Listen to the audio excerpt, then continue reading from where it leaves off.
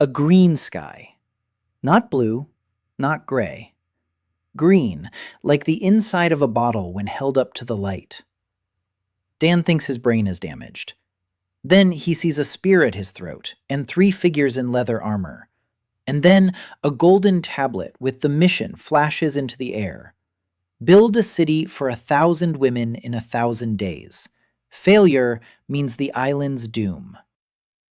But let's go back a minute. Salt water floods his lungs. Darkness presses in from all sides. His body won't obey him. Then a blow.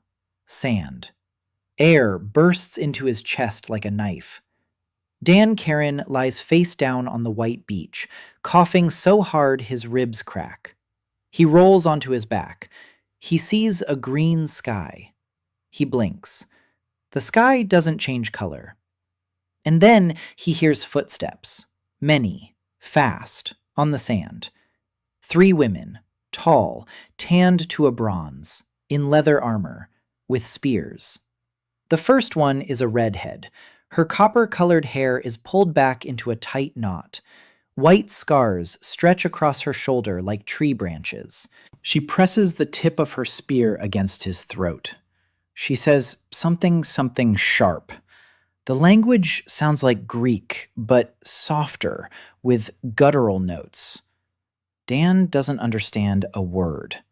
He slowly raises his hands, palms up. Not an enemy, just a wet guy on the sand. The other 2 circle around him from the sides. One feels his orange construction jacket and says something to her partner. They've never seen this kind of material before. And Dan tries to remember how he got here. The ferry, the storm, the deck listing, the family in the cabin. He pulled them out, then the water, then nothing. He thinks he's dead. Then he thinks he isn't.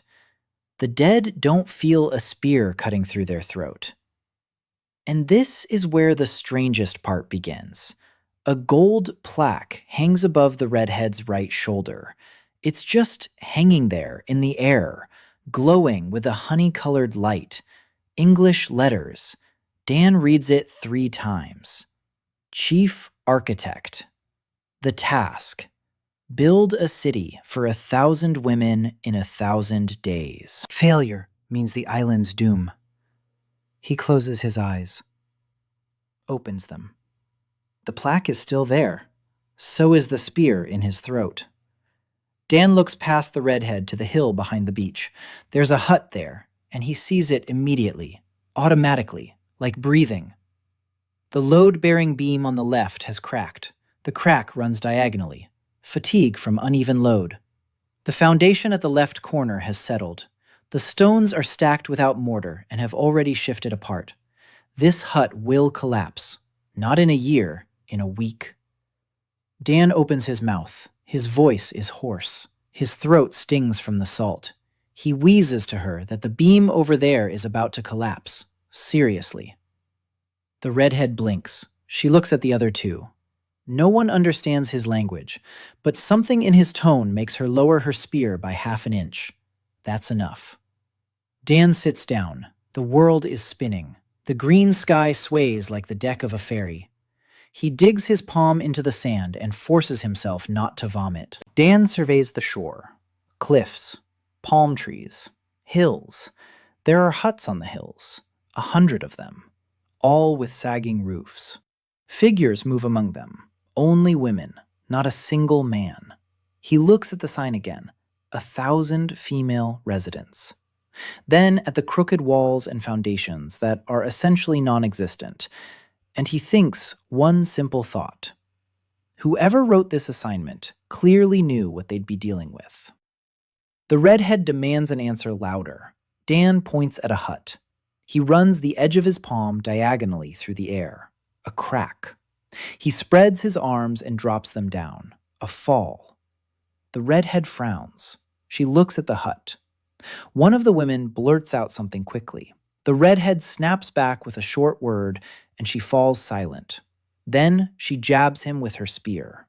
Stand up. It's clear without translation.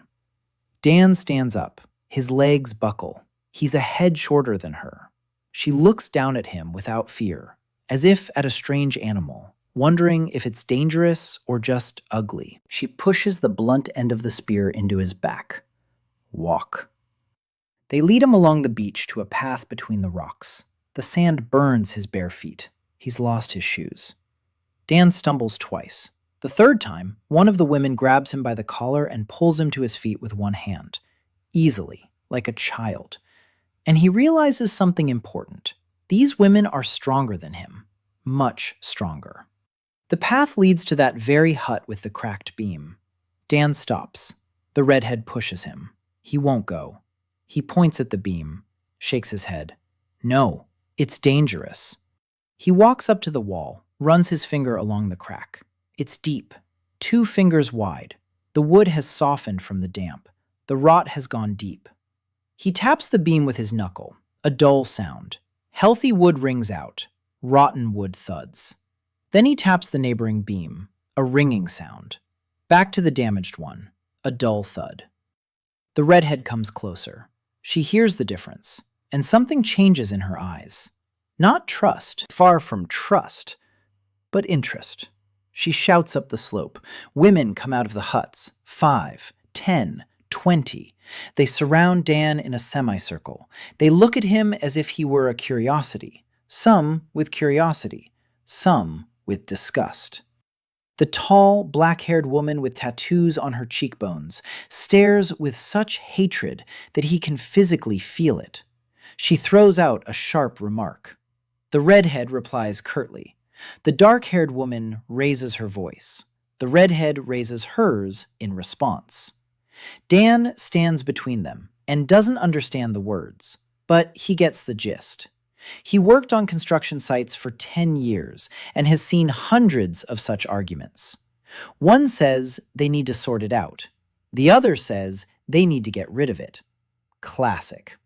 A quiet voice cuts off the argument, and everyone falls silent instantly. An old woman comes down from the upper hut. Small, gray hair down to her waist, gray eyes piercing like 2 nails. Everyone steps aside. Even the black-haired woman takes a step back. The old woman approaches close. She touches his forehead with cold fingers.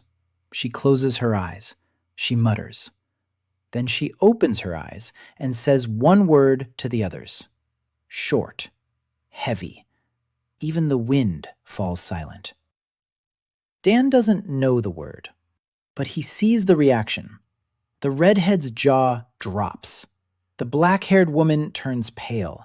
The others freeze. The old woman turns to him and points. At him. At the huts. At the sky. At the ground. At him again. You. All of this. The golden plaque above his head flashes once, as if in confirmation. Dan stands barefoot on the hot earth, wet, battered by the sea, in a circle of 30 armed women who could break him in 2. And he thinks, all right, if this is a mission, then he has to start with the foundation. Always with the foundation. They lock him in a goat pen on the edge of the settlement. There are 3 goats and a smell. 2 guards cross their spears. Dan sits down on the straw and looks at the sign. He reaches out his hand. His fingers pass right through it. It's not solid, light, but the letters are clear. 1,000 women, 1,000 days. He counts. That's almost 2 years and 9 months. Build a city from scratch, without machinery, without concrete, without steel, without electricity, with a population that doesn't understand him, and half of whom want to kill him. Dan leans back against a wall. A goat rests its head on his knee. He scratches it behind the ear. All right. He built a residential complex in Portland with a crew of 20 people speaking 4 languages who hated each other. He rebuilt homes after a hurricane in Louisiana. For 3 years, he repaired Korean hanuks using materials that were 300 years old. This is just another construction project, the strangest one of his life, but a construction project nonetheless. And every construction project starts the same way. Site inspection, material assessment, list of problems. Dan closes his eyes and recalls everything he saw along the way. 100 huts, trees like tropical oaks, roofs made of palm leaves laid without overlapping layers. That's why they leak. Foundations without mortar. That's why they shift. Logs dug into the ground without treatment. That's why they're rotting from the bottom. An open well in the center. The water is murky. And higher up the slope, a ditch for waste. There's the answer. He saw children, skinny, with swollen bellies. That explains everything else. Dan opens his eyes and tells the goat that the first thing they need to do is sort out the water. The goat blinks. He takes that as agreement. Night falls quickly. The green sky darkens to black. The stars are foreign, not a single familiar constellation. This isn't his world. Morning is heralded by the cry of an unfamiliar bird. Dan crawls out of the pen. The new shift of guards watches without a smile. He gestures that he wants a drink. One of them hands him a flask. The water is warm, with an earthy taste, but clean, from another source. He nods. Then he points down, toward the well. The guards exchange glances. One shakes her head. No. Dan insists. He points to the well, to his stomach. He pretends to be nauseous. He points to a child running between the huts. Back to the well. The guard stares for a long time. She sighs. She takes him by the forearm and leads him down. They reach the well. Dan crouches down. The water is 4 meters deep, murky. It smells. He gestures for a rope. He ties a stone wrapped in a rag from his jacket to it. He lowers it to the bottom. He pulls it up. The rag is black with silt. He shows it to the guards. Then he points upward, at the sewage ditch. He traces a line with his hand from the ditch down to the well. Water, flowing, down, mud. The guards wrinkle their noses, but not out of understanding, because of the smell. Gestures aren't enough. He needs someone who will understand. He points upward, toward the large hut. He points at the black rag, then at the children by the neighboring hut. He makes a gesture of pain, stomach, fever. The younger guard turns pale. She isn't an engineer, but she has seen sick children. She knows that children get sick. She just didn't know why. And now she's starting to figure it out. She turns and walks briskly up the slope. Dan follows her. They climb toward the large hut. The guards won't let them in. The guard speaks louder, and a redhead comes out of the hut. Casa. Dan doesn't know her name yet, but he recognizes her by her copper hair and scars. Casa looks at the black rag, at the well, at the ditch. She frowns. Then she gestures. Come in. Inside the large hut, it is dark and smells of smoke. A hearth in the center. The fire burns right on the stone slab. Smoke rises and hits the ceiling. There is no smoke vent. Or rather, there is, cracks between the roof logs. The smoke seeps through them, slowly and lazily. Dan automatically notes this. No chimney, no ventilation. Everyone who sleeps here breathes in smoke every night. Lung diseases, coughing. He hears coughing right now. In the far corner, someone is wheezing laboriously. His eyes adjust to the darkness. The hut is large, 10 by 15 paces. Along the walls are fur-lined beds. An old woman with gray eyes is sitting on one of them. Yolanta. He doesn't know her name yet. Next to her are 3 more women, over 40, harsh faces, scars, one with a bandage over her right eye, another with hands so broad that Dan thinks of blacksmith's bellows. The third is as thin as a rake and looks at him as if she's estimating how much he weighs. A council of elders. Dan has seen boards of directors at construction sites. Same faces, same energy, only instead of suits, leather armor, and instead of smartphones, spears. Casa stands at the entrance. She crosses her arms. The black-haired woman with tattoos on her cheekbones is here too. She stands by the opposite wall. She looks at Dan as if he were a cockroach. The old woman with gray eyes nods at him. Sit down. The gesture is clear. Dan sits down on the dirt floor. He places a black rag covered in silt in front of him. Then he takes a stick from the hearth, the burnt end, and begins to draw on the packed earth. He draws a hill. At the top of the hill, he draws a rectangle, a ditch. Next to it, he draws wavy lines going down, water. At the bottom of the hill, he draws a circle, a well. Then he draws a line from the ditch down across the ground to the well. He points to the black rag, then to the drawing, then to his stomach, a gesture of pain. Then he points toward where a cough is heard. The old woman leans over the drawing. She stares at it for a long time. The woman with the broad shoulders says something, sharply, skeptically. The thin one shakes her head. The black-haired woman by the wall snorts. Dan pays no attention. He looks at the old woman. She is the only one who is truly thinking rather than reacting.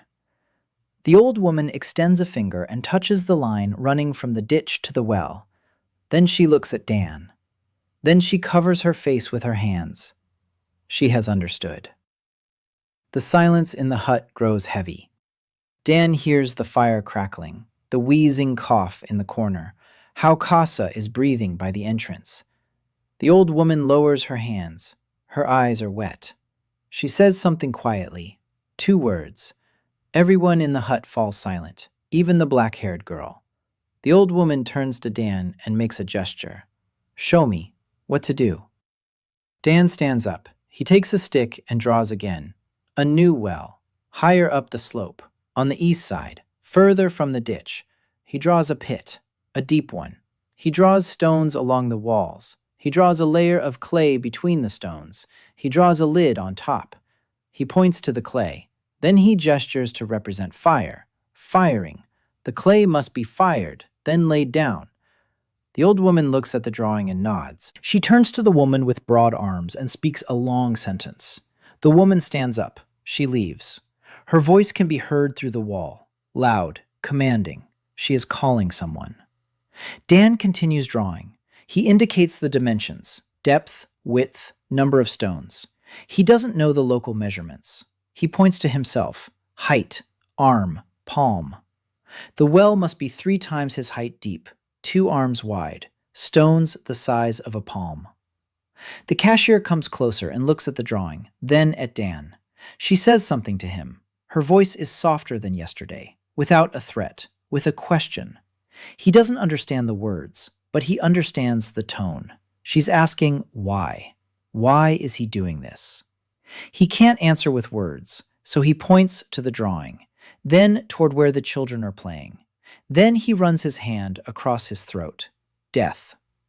Then she erases the line from the ditch to the well and points to the new well in the drawing, then at the children again. Then she smiles. Casa looks at him for a long time, then turns away. She walks out of the hut. Dan hears her shouting in the street. Her voice is sharp, commanding, like a sergeant on the parade ground. 10 minutes later, 30 women with shovels are standing in front of the elder's hut. The shovels are wooden, with stone tips tied on with leather straps. Dan looks at these shovels and thinks that the first thing he'll build after the well will be a proper smithy. But that's later. Right now, the well. He leads them to the eastern slope. The guards walk on either side. Casa is in front. The black-haired woman didn't go. She stayed standing by the hut, with her arms crossed and a face set in a stone-cold rage. Dan finds a spot, high above the settlement, far from any ditches. The soil here is dense, clayey, good. Clay holds water. It doesn't let dirt seep in from above. He marks out a rectangle with sticks. Then he takes a shovel. The stone shovel is heavier than a regular one and cuts through the earth less easily. But Dan doesn't complain. He digs. Slowly. The clay is heavy. After 20 minutes, his hands are burning. After 40, he's drenched in sweat. 30 women stand around watching, some with curiosity, some with mockery. He is weaker than every one of them, and everyone can see it. Dan doesn't stop. He digs. He knows that the first few days aren't about results. They're about making a point. If he stands on the sidelines and points, he'll remain an outsider forever.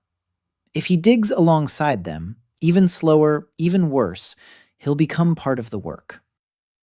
An hour later, he's dug a hole up to knee deep. One of the women nearby can't take it anymore. A young woman, broad-shouldered, with short, dark hair. She takes the shovel from Dan, not roughly, almost politely, and starts digging. In 3 strokes, she covers as much ground as Dan did in 10 minutes. She's as strong as an excavator. Dan stands nearby and demonstrates. Deeper. Straighter. The walls are vertical. She adjusts them. Another woman takes the second shovel. A third. Half an hour later, the pit is growing before our eyes. Dan walks around. He shows them. He corrects them. He keeps an eye on the shape. That's what he's good at, not digging, directing the digging. By evening, the pit is 1.5 times a person's height. The walls are even. The bottom is solid clay. Dan climbs down. He touches the walls. He checks. No cracks, no soft layers. The clay here is good, dense, rich, perfect for firing. He climbs back up. Casa stands over the pit and looks down, then at him. She hands him a flask of water. He drinks. The water is clean, from a different source. She nods and walks away. It's the first gesture of non-hostility from her. Not kindness, not friendship, just an acknowledgement that he's doing something necessary. Dan sits on the edge of the pit and watches the sunset. The sky is green, a green sunset. He'll get used to it. Probably. The next morning, he starts firing the clay. It's harder than the well because firing requires fire, and a proper fire requires proper firewood, and proper firewood needs to be chopped, and chopping requires an axe, and the axes here are made of stone and are blunt. Dan spends half the day gesturing to explain that he needs a fire of a certain size and shape, long, narrow, with stones on the sides to hold the heat. The women build the fire. Dan lays the clay slabs he cut from the pit on top of it, thin, even, each the size of a palm. He knows that thick slabs will crack during firing. Thin ones will hold up. The fire burns all day. By evening, he has 20 fired clay tiles, hard, ringing, waterproof. He shows them to the elders. He taps them. They ring. He pours water on them. They don't absorb it. An old woman with gray eyes takes a tile in her hands. She turns it over. She bites it. Then she looks at Dan and smiles. For the first time in 2 days. A small smile, but a real one. On the 4th day, the well is ready. The walls are lined with fired clay. Between the tiles, Dan packs a mixture of raw clay and ash. Not perfect, but good enough. On top is a wooden lid, weighted down with a stone so the children won't open it. Nearby is a gutter to drain excess water down the slope away from the settlement. The old woman tastes the first water from the new well. She cups some in her palm, brings it to her face, sniffs it, drinks it, closes her eyes, opens them, turns to Dan, and bows, slowly, to the ground. Her forehead touches the packed clay. Dan flares up. He grabs her by the shoulders and tries to lift her up. He mumbles something in English, that she shouldn't, that it's just hydrology, that he simply moved the well 200 paces. The old woman doesn't understand the words, but there are tears in her eyes, and Dan falls silent because he understands. For him, it's 3 days' work. For her, it's a generation of children who will live. Women stand around them, silently, watching. One of them, a young mother with a child in her arms, approaches the well. She draws water. She gives the child a drink. The child drinks greedily. The woman looks at Dan. She doesn't smile. She doesn't bow. She just looks. But there is something in that gaze that makes Dan's throat tighten. Casa stands to the side. Her arms are crossed. Her face is inscrutable. But she didn't leave. She stood there and watched for all 4 days. In the evening, Dan is led back to the goat pen. But this time, there's a hide lying in the pen. Thick, soft, and a bowl of food. Porridge made from some kind of grain. Thick, with chunks of dried fish. Dan eats. The porridge is bland. The fish is salty to the point of being harsh. But he's so hungry that it's the best thing he's ever eaten. Then he notices something else. A small clay pot by the wall. It contains honey. Thick, dark. It smells of flowers he doesn't know. He turns toward the exit. The guard is looking the other way, pretending not to see. Someone left him the honey. Dan dips his finger. He tastes it. Sweet. Warm. He sits in the goat pen, eating honey and thinking that tomorrow he needs to start with the roofs. Because in a week it will rain here. He can tell by the wind, by the clouds, by the way the goats huddle against the walls. His father taught him to read the weather by the animals. His mother taught him to read the clouds by their shape. The rain will be heavy, and half of these roofs won't hold up. He falls asleep with honey on his fingers and a list in his head. Roofs, stoves, chimneys, sewers, the mill, the smithy, walls, the port, the lighthouse. 1,000 days, 996 left. On the morning of the 5th day, Dan wakes up to the sound of someone standing in the doorway of the pen. It's not the guard. It's a woman he hasn't seen before. Short, thin, with dark, straight hair down to her shoulders. A round face, large eyes, slightly slanted. She doesn't look like the others. The other Amazons are tall, broad-shouldered, and bronze-skinned. This one is small and pale as the moon next to the sun's. She stands in the doorway, holding a clay cup in her hands. She looks at Dan. She says nothing. Then she holds out the cup. There is something hot inside it. Steam rises. Dan takes it. He tastes it. Dan is kneeling in the goat pen, looking at the spilled herbal tea. Then he looks at the woman in the doorway.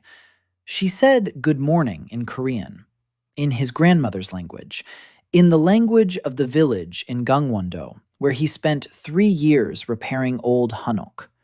He opens his mouth, closes it, opens it again, and says in Korean that she speaks Korean. A silly phrase, obvious, but the only one that comes to mind. The woman flinches. Her eyes grow even wider. She takes a step back, then forward. Then her face breaks. She isn't crying. She isn't laughing. Something in between. She quickly says her name is Lena, that her mother came from the sea a long time ago, that her mother spoke this language, that her mother died when Lena was little, that Lena remembers the language but has no one to speak it with, that she thought she would never hear it again. Dan listens, his rusty Russian.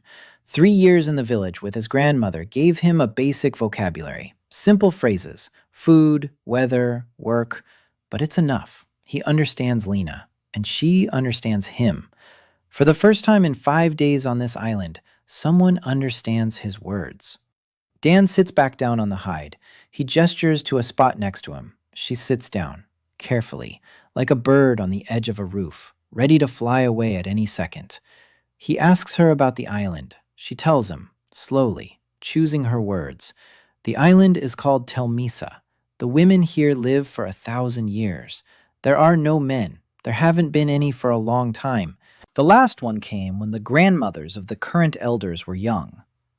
The sea sometimes washes men ashore. They are called the worthy. It's a sacred word. Lena whispers it. Dan asks what happens to the worthy. Lena blushes. She looks away. She says they're needed to continue the line, that afterward they leave. Or stay. It varies. Dan decides not to delve into the subject. He asks about the golden tablet. Lena nods. Everyone sees it. Everyone knows what it means. The system. The word the priestesses kept secret. The temple on the hilltop is connected to something ancient. Lena doesn't know the details. She's a potter, not a priestess. But she knows the tablet has appeared before, above other worthy ones, a long time ago. Dan asks how many there were. Lena counts on her fingers. 5, maybe 6. Over 1,000 years, Dan thinks. 5 or 6 men over 1,000 years. That explains why they look at him that way. To some, he's a miracle. To some, a threat. To some, meat. He asks Lena about the black-haired woman with tattoos, the one staring at him with hatred. Lena's expression darkens.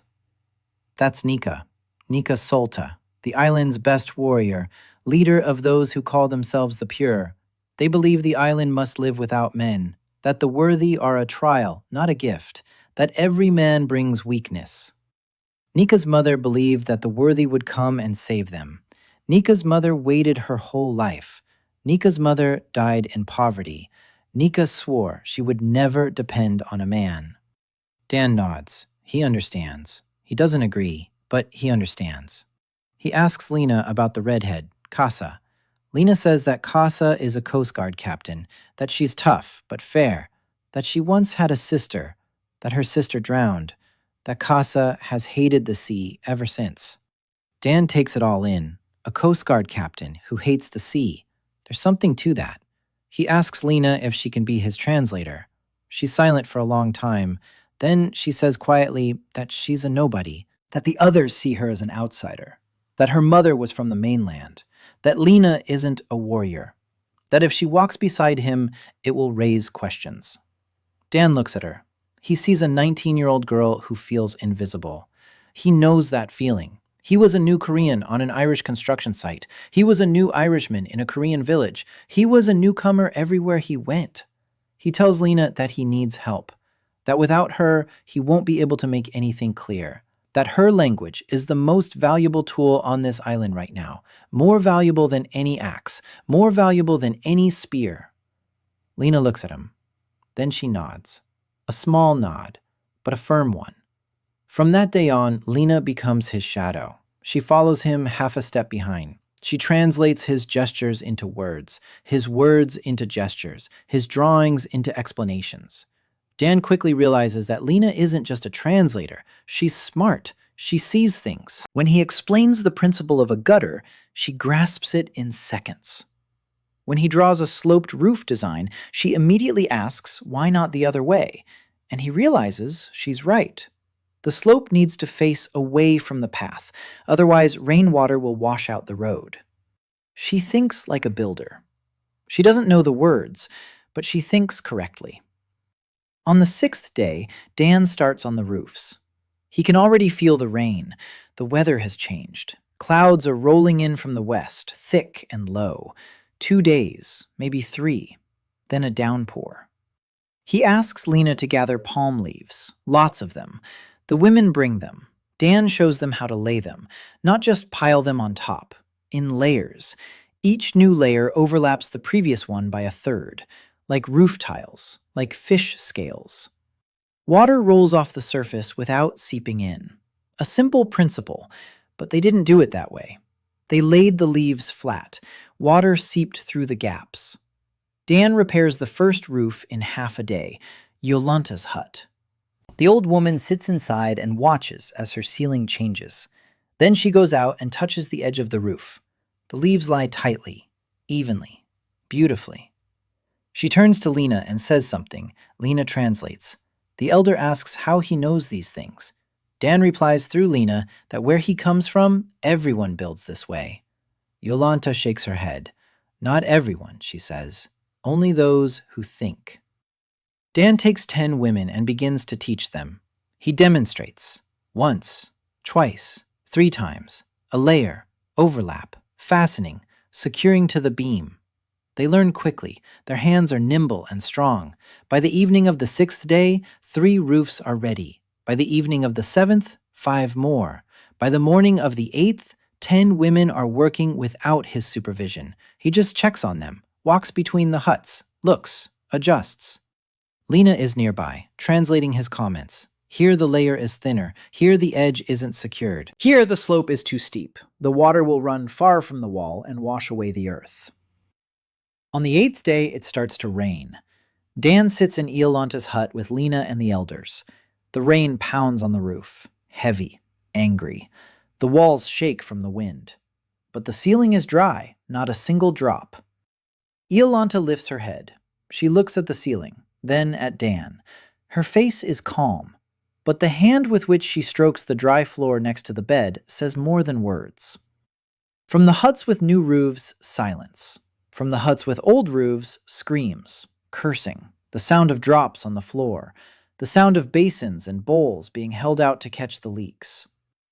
Dan steps out into the rain. He gets soaked in seconds. He walks to the nearest leaking hut. He climbs onto the roof. Water lashes his face. He rips off the old shingles and begins laying new ones. His hands.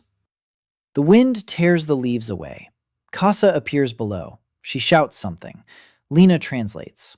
Casa says he's an idiot, that he'll fall. Dan doesn't climb down. He lays down, layer after layer. The wet leaves are heavy, but hold better when pressed down by the rain. 20 minutes later, the roof holds. Dan climbs down. He stands in the mud, wet, shivering. Casa stands in front of him, wet too.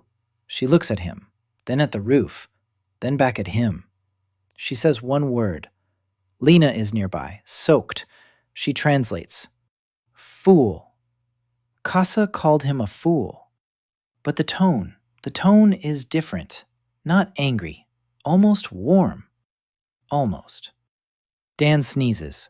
Casa rolls her eyes and grabs him by the collar, drags him back to the goat pen, shoves him inside, throws him a dry hide, says something to Lena. Lena translates. Casa says that if he dies of a cold, she'll personally throw his body back into the sea, and that this is no joke. Then she leaves. 10 minutes later, the guard brings hot broth and a piece of roasted meat. Meat for the first time. Not fish. Meat. Dan eats, shivering from the cold, but he eats. Lena sits next to him, wrapped in a skin. She's soaked too. Dan gives her half the meat. She takes it. They eat in silence. Rain drums on the roof of the goat pen, which Dan had rethatched first. It's dry. Lena says that Casa is strange, that she usually doesn't care about strangers. Dan chews the meat and says nothing. He thinks about tomorrow. The rain will stop by morning. The wind is already dying down. Tomorrow, the ground will be wet and soft, the perfect time to dig drainage ditches. If they don't make the drainage, the rainwater will run down the slope through the settlement, gathering mud and carrying it downhill, toward the wells, toward the huts. It's a vicious cycle. Dan draws on the ground. Lena watches. He explains. Ditches along the main paths, not deep, knee-deep, with a stone bottom. The water flows through the ditches away from the settlement, down the slope, to the sea. Not through the huts, but past them. Lena nods. Then she asks, is it possible to direct the water not to the sea, but to one place? To collect it. Dan stops chewing. He looks at her. This 19-year-old hound has just invented a water collection basin. He says, yes, we can. And that it's a great idea. Lena blushes. She lowers her head. But Dan sees the corners of her lips turn up. It's probably the first compliment she's received in a long time. The rain lets up by dawn on the 9th day. Dan steps out of the pen. The ground is wet and glistening. The air is fresh. It smells of greenery and salt. He stands and looks out over the settlement. From above, he can see everything. 100 huts on the western slope. The paths between them are washed out into mud. Puddles, streams of murky water flow downhill. 2 huts have collapsed, old ones, with rotten beams. Women are bustling nearby, pulling things out from under the rubble. Shouts, a child's cry. Dan stands and watches. Then he walks down. Lena follows him. He approaches the collapsed hut. The women step aside. He examines the rubble. A beam has cracked down the middle. Rot. The same problem he saw on the first day. The wood hasn't been treated. The lower ends of the beams are sitting right in the ground. Moisture rises through the grain. In 5 years, the beam rots from the inside out. It looks solid on the outside.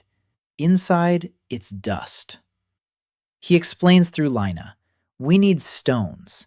Each beam must rest on a stone, not in the ground. Stone doesn't rot. Stone doesn't let moisture through. A simple solution, obvious, but they didn't know. For 1,000 years, they'd been setting logs directly into the ground. For 1,000 years, the logs had rotted. For 1,000 years, they've been rebuilding.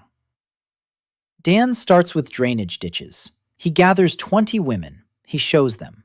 Dig along the path, not too deep, 2 palms wide, stones at the bottom.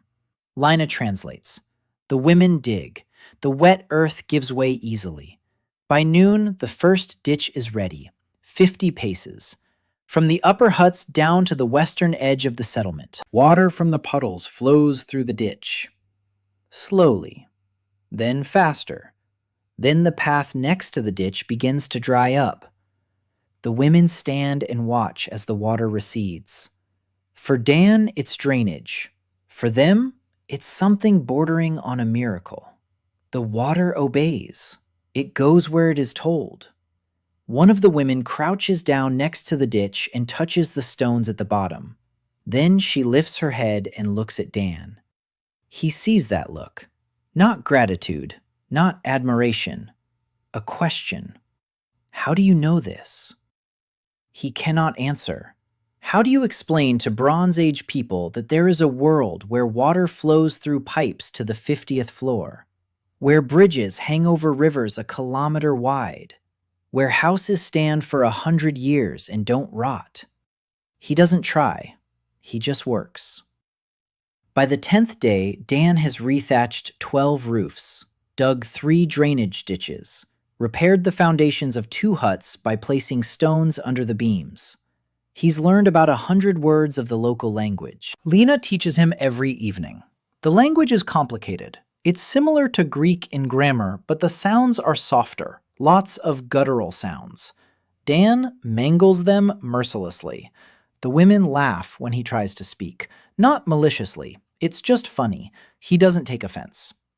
At the construction site in Portland, the Guatemalans laughed at his Spanish. He got through it. He'll get through it here too. On the 10th day, he gets new housing. Not a goat pen, a small hut on the edge of the settlement. A separate one, with a door, with a bed made of planks instead of straw, with hearth, a small one, stone. Dan stands in the doorway and looks at the hut, then at Lena. He asks whose decision this was.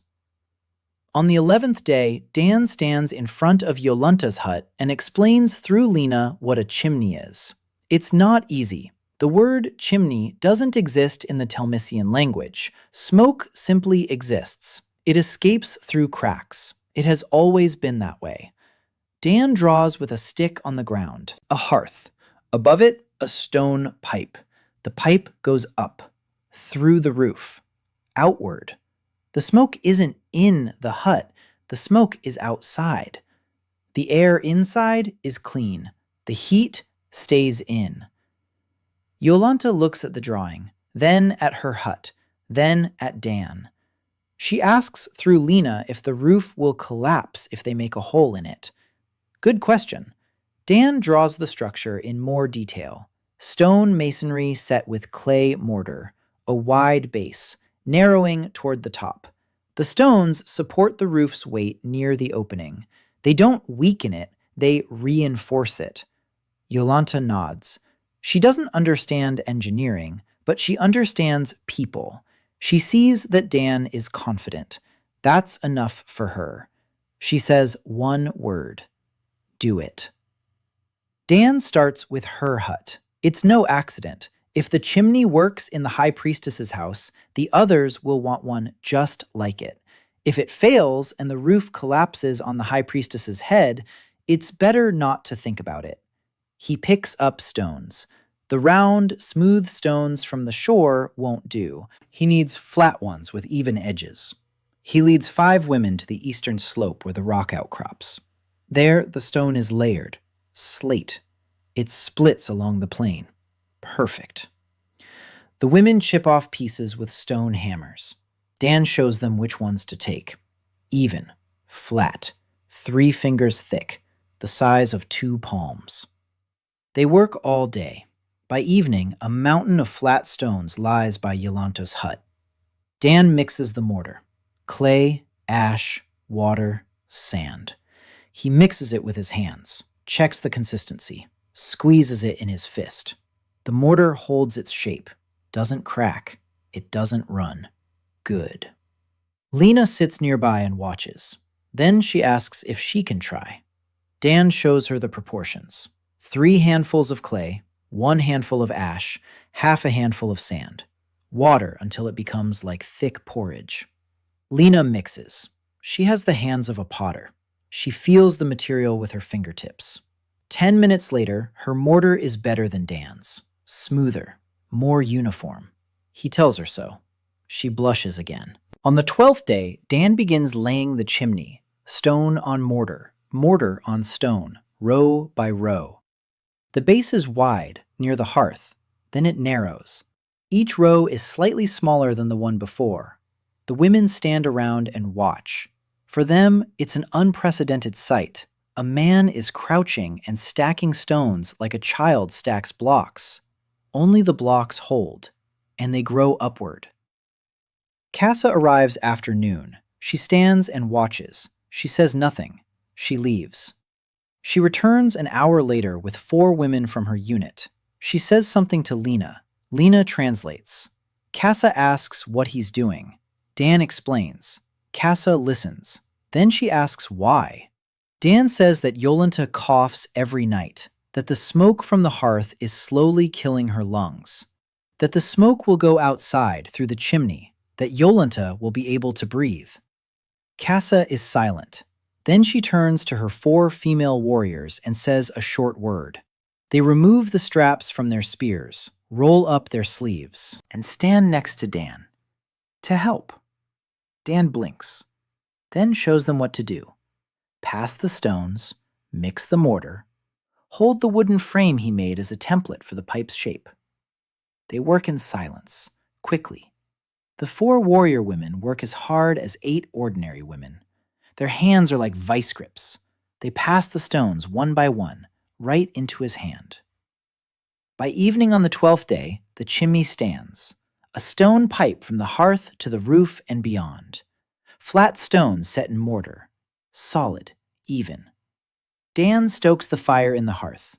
Everyone watches. Smoke rises, swirls, stretches toward the pipe, and goes up. A second later, a gray stream of smoke appears from the top of the pipe out onto the street. It rises into the green evening sky and dissipates. Inside the hut, it's clean. No smoke. The heat from the hearth remains. The heat of the chimney stones warms the air around the pipe. The hut is warm and clean. Yolanta stands in the middle of the hut. She breathes deeply, deeply. For the first time in decades, there is no smoke in her home. She isn't coughing. She stands and breathes. Then she sits down on her bench. Then she lies down. Then she quietly says something. Lena translates in a whisper. The elder says it's warm, that it's warm and she can breathe, and that she doesn't remember the last time that happened. Dan stands at the entrance and watches. His throat tightens. He's a builder. He's built hundreds of walls and roofs and foundations. But he's never seen an old woman cry because she can breathe deeply before. Casa stands next to him, shoulder to shoulder. She doesn't look at him. She looks at Yolanta. Then she quietly says one word. Lena isn't there. But Dan already knows that word. He's heard it 10 times in the last few days. Okay. Casa says, okay, and walks off into the darkness. On the morning of the 13th day, there's a line outside Dan's hut. 12 women. They all want a chimney. Dan looks at the line and thinks it's a month's worth of work. 1 chimney a day, 12 days, plus stones, plus mortar, plus the unexpected. But he can't build 12 chimneys by himself. He needs people. He needs a crew. He remembers how, on that construction site in Portland, he taught the newbies how to lay bricks. He showed them 3 times. Then he stood nearby and corrected them. By the end of the week, they were laying them on their own. It'll be the same here. He picks 5. Lena helps. Not the strongest ones, the most attentive ones, the ones who watched him lay the stones and memorized it. One of them is that very young, broad-shouldered girl who took the shovel from him while he was digging the well. Her name is Maro, hands like a bear's, but her eyes are sharp. She looks at the masonry and gets it right the first time. It's crooked, but she gets it right. Dan corrects her. The stone a little to the left, the mortar thinner, the next row with an overlap. Don't place a stone on top of a stone. Place the stone on the joint. Maro does it again. Better. The third time is even better. By evening, Maro has built a stone wall that doesn't wobble. Dan puts his hand on her shoulder. She flinches. He forgets that here, men don't touch women. He pulls his hand away quickly, apologizes with a gesture. Maro looks at her wall, then at her hands in the mortar, then at Dan, and smiles. The first smile directed at him from anyone other than Lena. 5 students work for the next 2 weeks. Dan walks among them, checks their work. He praises them aloud in front of everyone. He scolds them quietly in private. An old rule: praise in public, correct in private. People need pride. Without pride, they stop trying. By the 25th day, the 5 students are installing the chimneys themselves. Not perfectly. Dan checks each one. He fixes the little things, but they work. The smoke goes up the chimney. The huts become warm and clean. And with every new chimney, something changes in the settlement. People start looking forward to the evening. Before, evening meant cold and smoke in their eyes. Now, evening means warmth and clean air. Women sit by the hearths and talk longer. Children don't cough at night. The elderly breathe more easily. Dan notices one more thing. Women start taking care of their huts, sweeping the floor, organizing things, hanging the skins neatly. When a house stops being just a shelter from the rain and becomes a warm and clean place, people start to love it. And when people love their home, they want it to be beautiful. It works the same way in Portland and on the Thelmissa. On the 20th day, what Dan has been waiting for happens. Ni. She comes to the construction site where Maro and the other students are laying another chimney. She stands there. She watches. She is silent. Then she speaks, loudly. Everyone hears. Lena translates. Nika says that Dan is corrupting the women of the island, that they have become soft, that they think of warmth instead of strength, that warriors should not lay stones, that it is slave labor. Maro straightens up. She's still holding a stone in her hand.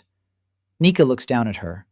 Maro is shorter, younger, not a warrior, but the stone in her hand, and the wall she built behind her. Maro says something brief. Lena translates, her eyes wide. Maro said that Nika could build a better wall if she thought it was that easy. Silence. Nika turns pale. Then she blushes. Then she turns and walks away. But Dan catches her gaze in the last second before she turns away. She looked at the wall, at the even stonework, at the chimney rising, at the smoke rising into the sky instead of suffocating the people inside. And there was no hatred in her eyes. There was a question. Dan remembers this moment. Nika won't break because of words, not because of evidence, not because of logic. She'll break when she sees the result, when she sees that those living in the new houses are better off. It's only a matter of time. By the 30th day, chimneys stand in 20 huts. The crew is working. Stones are prepared in advance. Mortar is mixed in the morning. Masonry work is done during the day. In the evening, they check and light the fire. Dan is satisfied. But he knows that the chimneys are just the beginning. He needs a stove. Not a hearth, a stove. With a closed combustion chamber. With a cooking surface. With the ability to regulate the draft.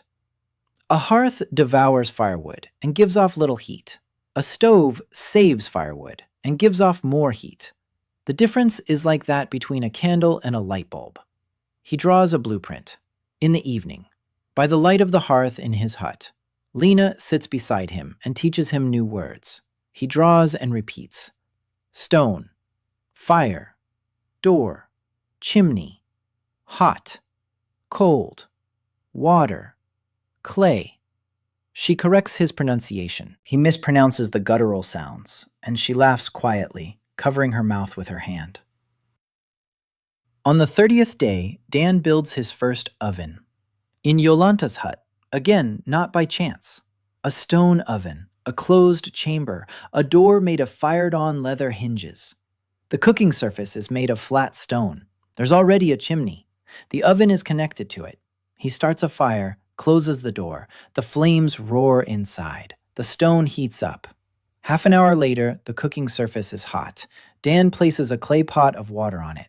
The water boils. He fetches the ingredients from his hut, the grain he was given, dried fish, the roots of some plant resembling sweet potatoes, herbs, salt, and he starts cooking. Soup, the simplest kind, grain, root vegetable, fish, salt, herbs, nothing complicated. But he's cooking it on a normal stove in a normal pot at a normal temperature, not over an open fire where half the porridge burns, not in a pit where the heat is uneven, on a flat, hot surface. The soup turns out well. Thick, hot. It smells so good that the guards at the entrance are craning their necks. Dan pours the first bowl for Aylan. The old woman tastes it, slowly. One spoonful, a second, a third. Then she looks at Dan and asks through Lena what he put in the water. He lists them. Grains, root vegetables, fish, salt, herbs.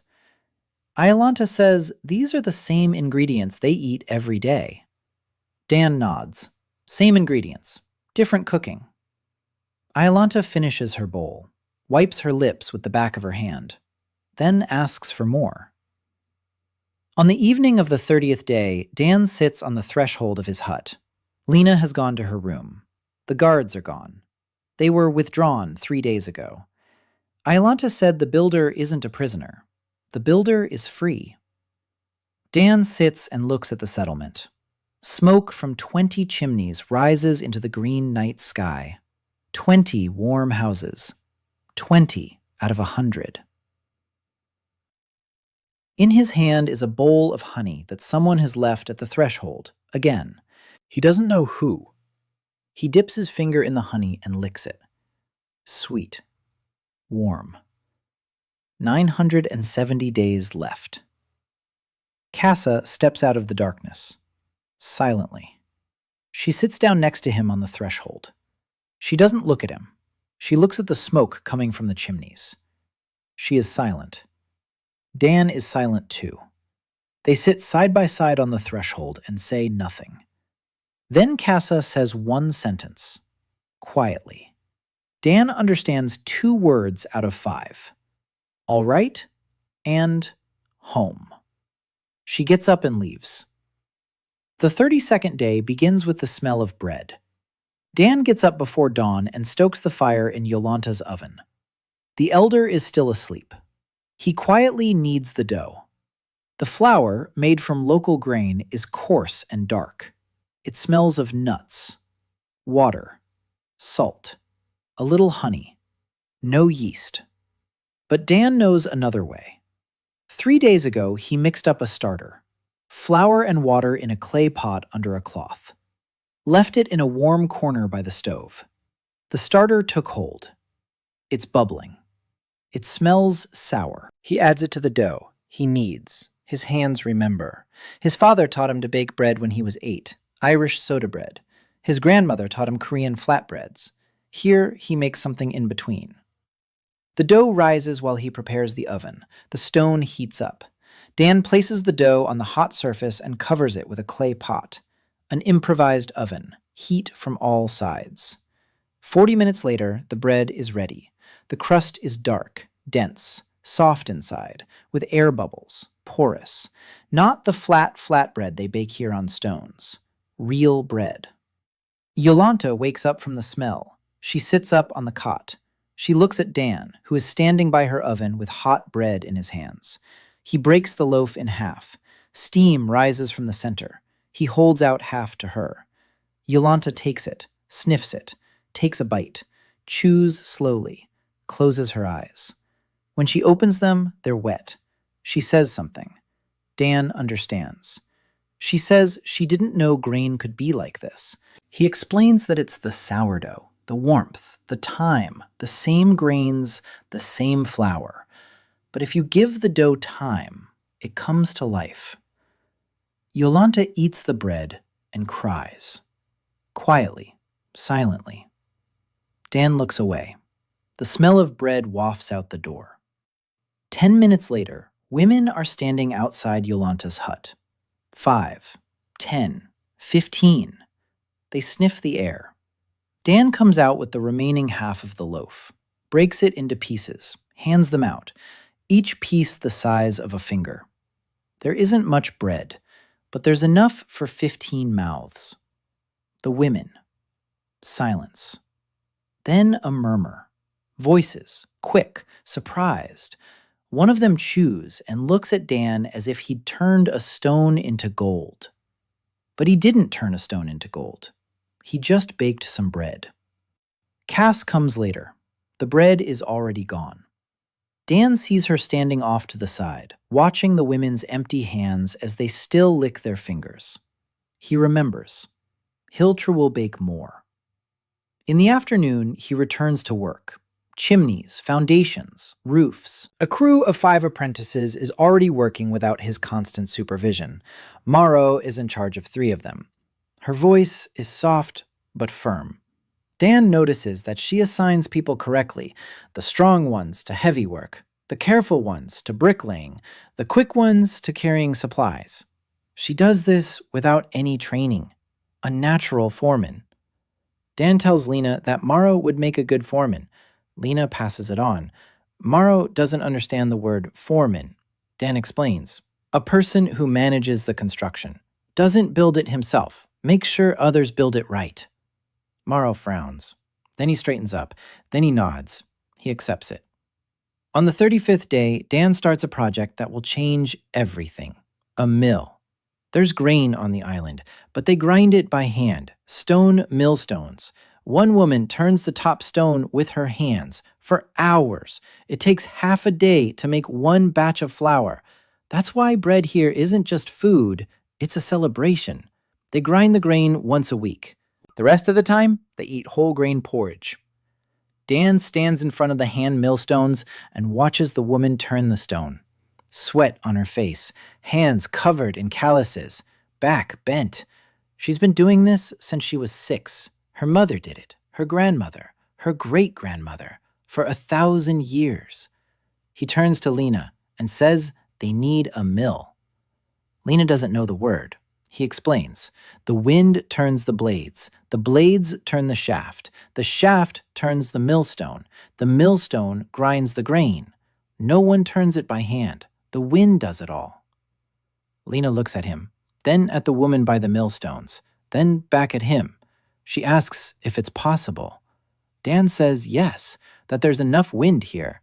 The western slope faces the sea. The wind blows every day, strong, constant, perfect for a mill. He begins designing. He draws with charcoal on a large, flat stone. The base, stone, round. The shaft is vertical. 4 blades, wooden frames covered with cloth. Gears. This is where it gets trickier. Wooden gears. A large one on the vertical shaft, A small one on the horizontal one. The horizontal shaft turns the millstone. The gear ratio is 4-1. The wind turns the blades slowly. The millstone spins fast. Lena looks at the drawing. Her eyes dart over the lines. She asks what gears are. Dan picks up 2 stones. He places them on the ground, round, with teeth along the edge. They mesh together. One spins. The other spins in the opposite direction. Lena takes the stones. She turns them. She tries them out. She understands. Her face lights up. She says it's like a wheel within a wheel. Dan nods. Exactly. Building the mill takes 20 days. It's the most complex project on the island so far. The foundation is stone, round, 6 paces in diameter, 3 layers of stonework. Maro's crew lays the stones. They're already experienced. The walls are even. The mortar is dense. Dan checks but makes almost no corrections. The shaft is made from a single tree trunk.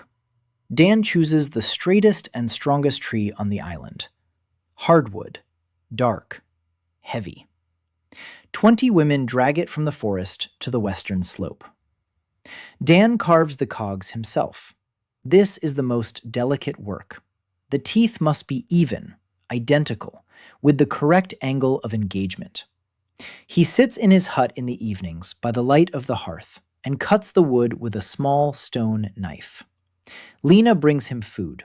She sits beside him. Sometimes she teaches him words. Sometimes she is silent. Dan notices that she has changed over these weeks. Quieter. No, not quieter. She has always been quiet, more confident. She talks to the other women, translates, explains. Her voice has grown firmer, not louder, firm, like clay after firing. On the 40th day, the wings are ready. Wooden frames, fabric stretched taut. The fabric here is coarse, made of plant fibers, but dense and strong. The wings are hoisted onto the shaft. It's heavy, dangerous. Dan sets up a system of ropes and pulleys. 10 women pull. The wings rise. They fall into place. Wooden pins secure them. Then the second, the third, the fourth. The mill stands on the western slope like a giant with outstretched arms. The wind blows. The wings do not move. They are tied down with ropes. For now. Dan checks every connection, every pin, every knot. Then he unties the ropes, one by one. The wind catches the first wing. A jolt. The mill shudders. The second wing fills with wind. The third. The fourth. And the mill begins to turn. Slowly, with a wooden creak. The shaft turns. The large gear engages the small one. The small one spins faster. The horizontal shaft picks up speed. The millstone begins to turn. Dan stands nearby and listens. A creak. A hum. Stone upon stone. The sound of work. A sound he's heard 1,000 times on construction sites. The sound of a working mechanism. He pours the grain into the hopper above the millstone. The grains fall between the stones. They are ground. Flour pours out of the slot at the bottom. White, fine, even. Not as fine as from a factory mill, but 10 times finer than from hand-cranked millstones. Women stand around, 50, maybe more. They watch the mill, the blades spinning on their own, the flour pouring out effortlessly. The woman who has spent her whole life turning the millstone by hand stands in the front row. She looks at the flour, then at her hands, mutilated by calluses from the stone, then at the flour again. And she drops to her knees. Not before Dan, before the mill. Dan approaches her, lifts her up. She looks up at him. He speaks her language, awkwardly and incorrectly, but she understands. It's not God. It's the wind. Just the wind. She doesn't believe him, but she stands up. Casa stands to the side, arms crossed, her face inscrutable. But when Dan turns around, he notices that she's smiling slightly, with one corner of her mouth. For a moment. Then her face is stony. He pretends he didn't see it. The mill changes the island. In its first week of operation, it grinds as much flour as 10 women would grind in a month. Bread becomes an everyday occurrence, not a treat. Every day. Every day. Dan bakes in the morning. Then he teaches 3 women to bake. Then they teach 3 more. By the 50th day on the island, 8 women know how to bake bread. Every morning, the smell wafts through the settlement. The women wake up to the smell of bread. The children run to the ovens. The morning smells different, not of smoke and dampness, of bread and warmth. Dan notices another change. The women have grown stronger. Not physically, they're already stronger than him. Stronger in a different way. They start making plans. One of the bakers comes to Dan and says through Lena that if they add ground nuts that grow on the southern slope to the dough, the bread will taste better. Dan tries it. She's right. The nuts give it a nutty flavor. The bread becomes more aromatic. Another woman comes up with the idea of drying thin slices of bread in the sun. They turn into crackers. They keep for weeks. A third woman starts experimenting with herbs in the dough. Dan watches this and feels what he felt on his best construction sites. When the crew stops waiting for instructions and starts thinking for themselves, that means the system is working. On the 52nd day, Nika arrives. She stands in front of the mill and watches the spinning sails. For a long time. Dan sees her from the window of his cabin. She doesn't know he's watching. She stands alone. She touches the stone wall of the foundation. Then she bends down and cups her hand under a trickle of flour from beneath the millstone. White flour on her dark palm. She looks at it. Then she clenches her fist. The flour spills through her fingers. She turns and walks away. Her face is expressionless. But Dan saw her eyes. There was no hatred in them. There was something else. Something like hunger. On the 55th day, Dan starts a new project. A water system. Not a real one made of pipes and faucets.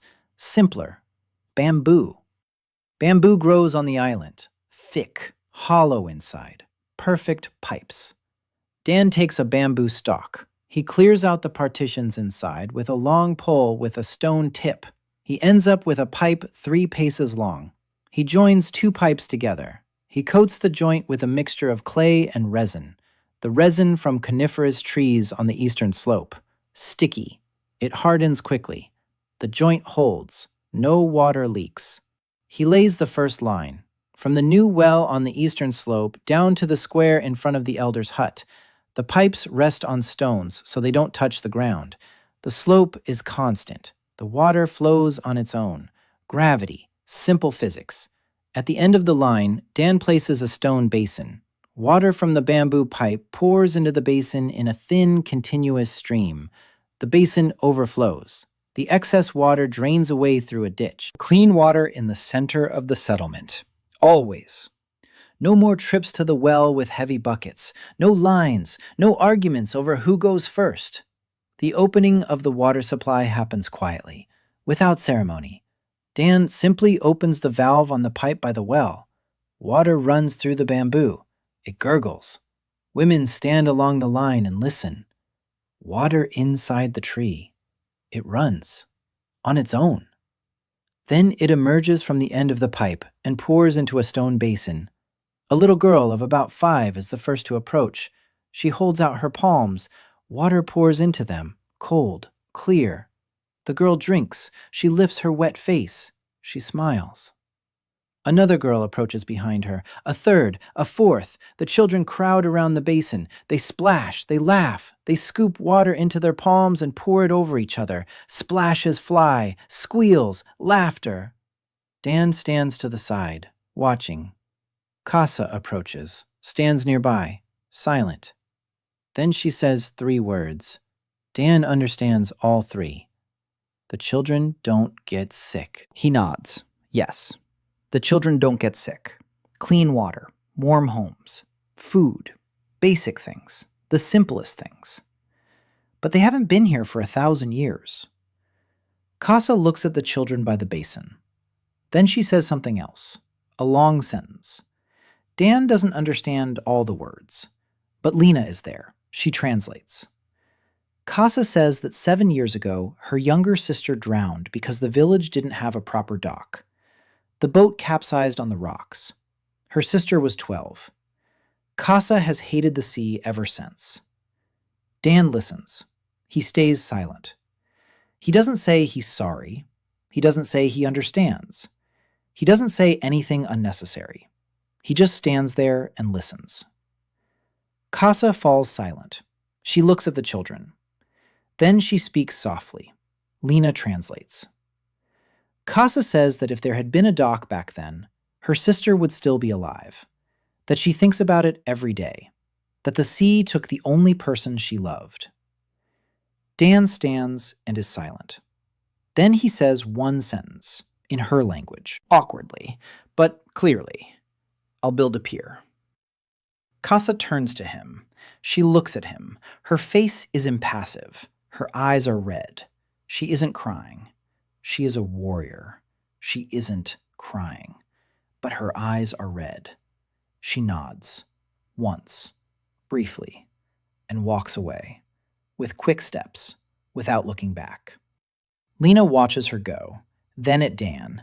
Then she says quietly that Casa hasn't told anyone about this before.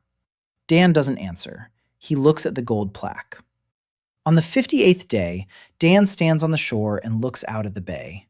Waves crash against the rocks, sharp, black, sticking out of the water like teeth. Between them, a narrow passage 3 boats wide. If a wave catches a boat at the wrong moment, it will throw it onto the rocks. The hull will crack. People in the water. He sees it like a blueprint. The lines of the currents, the angles of impact, the points of destruction. Cass is standing nearby. She brought him here, silently. She pointed to the rocks. She pointed to the water. He understood without words. Her sister died here. Dan crouches down. He picks up a stick. He draws in the wet sand. A breakwater. A line of heavy rocks stretching from the shore into the sea, at an angle to the waves. A wave hits the rocks and breaks, loses its force. Beyond the breakwater, the water is calm. There's a pier, wooden pilings in the rocky seabed, planks on top, wide, sturdy, boats moored to the pier, not to the rocks, to the flat wooden side. They don't capsize. Casa looks at the drawing. For a long time. She runs her finger along the line of the breakwater. Then she lifts her head and looks at the bay, at the rocks, at the waves. She sees what he has drawn. Rocks where there used to be rocks.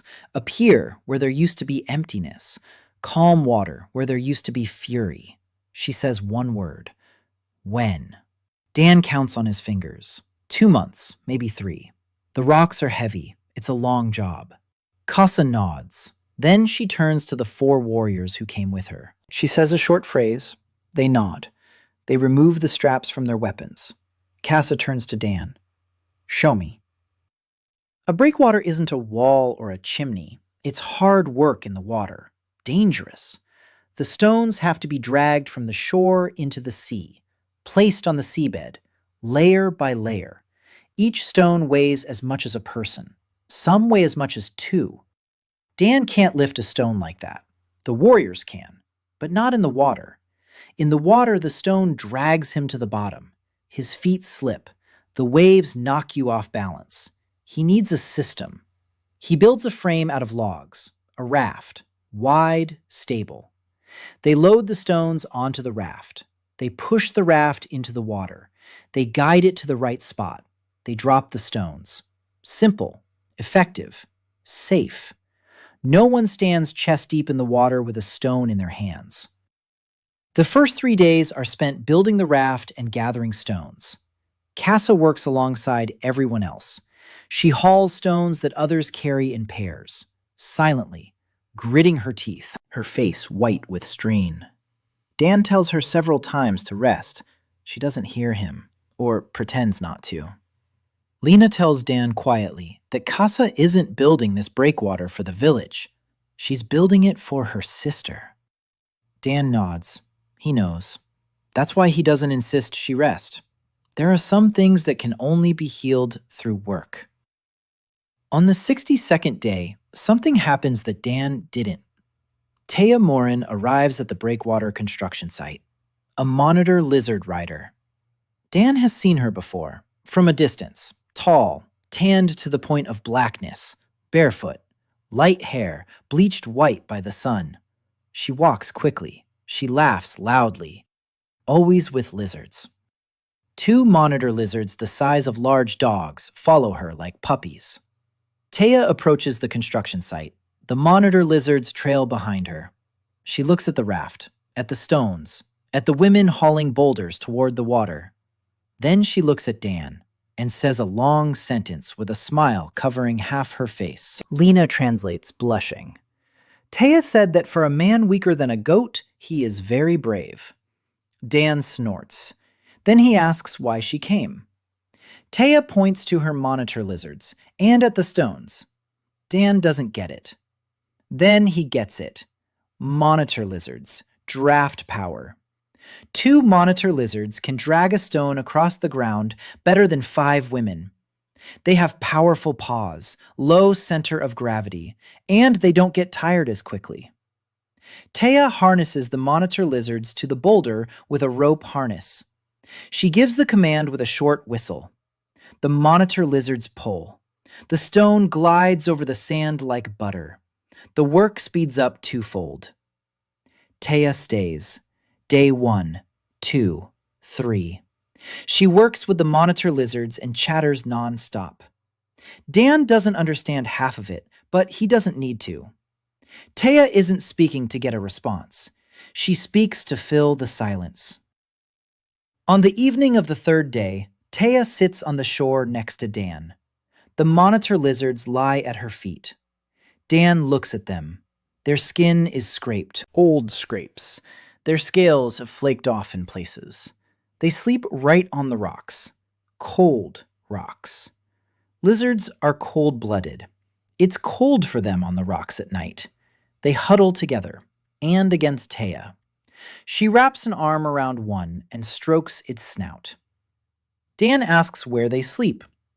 Taya points to the side, an open pen, a fence made of sticks, a dirt floor. No shelter from the wind, no warmth. Dan looks at the monitor lizards, then at Taya. Then he says he'll build them a pen with a heated floor. Taya stops smiling. For the first time in 3 days, she looks at him seriously, asks him to repeat it. Dan repeats himself. A pen, stone walls, a roof, a heated floor. He explains the principle. There's a channel under the floor. Hot air from the hearth flows through the channel. The air heats the floor stones. The stones give off heat to the lizards all night long. Even heat, like the sun. Taya is silent. Dan sees her throat twitch. She swallows. Then she speaks softly, so softly that Lena leans in to hear.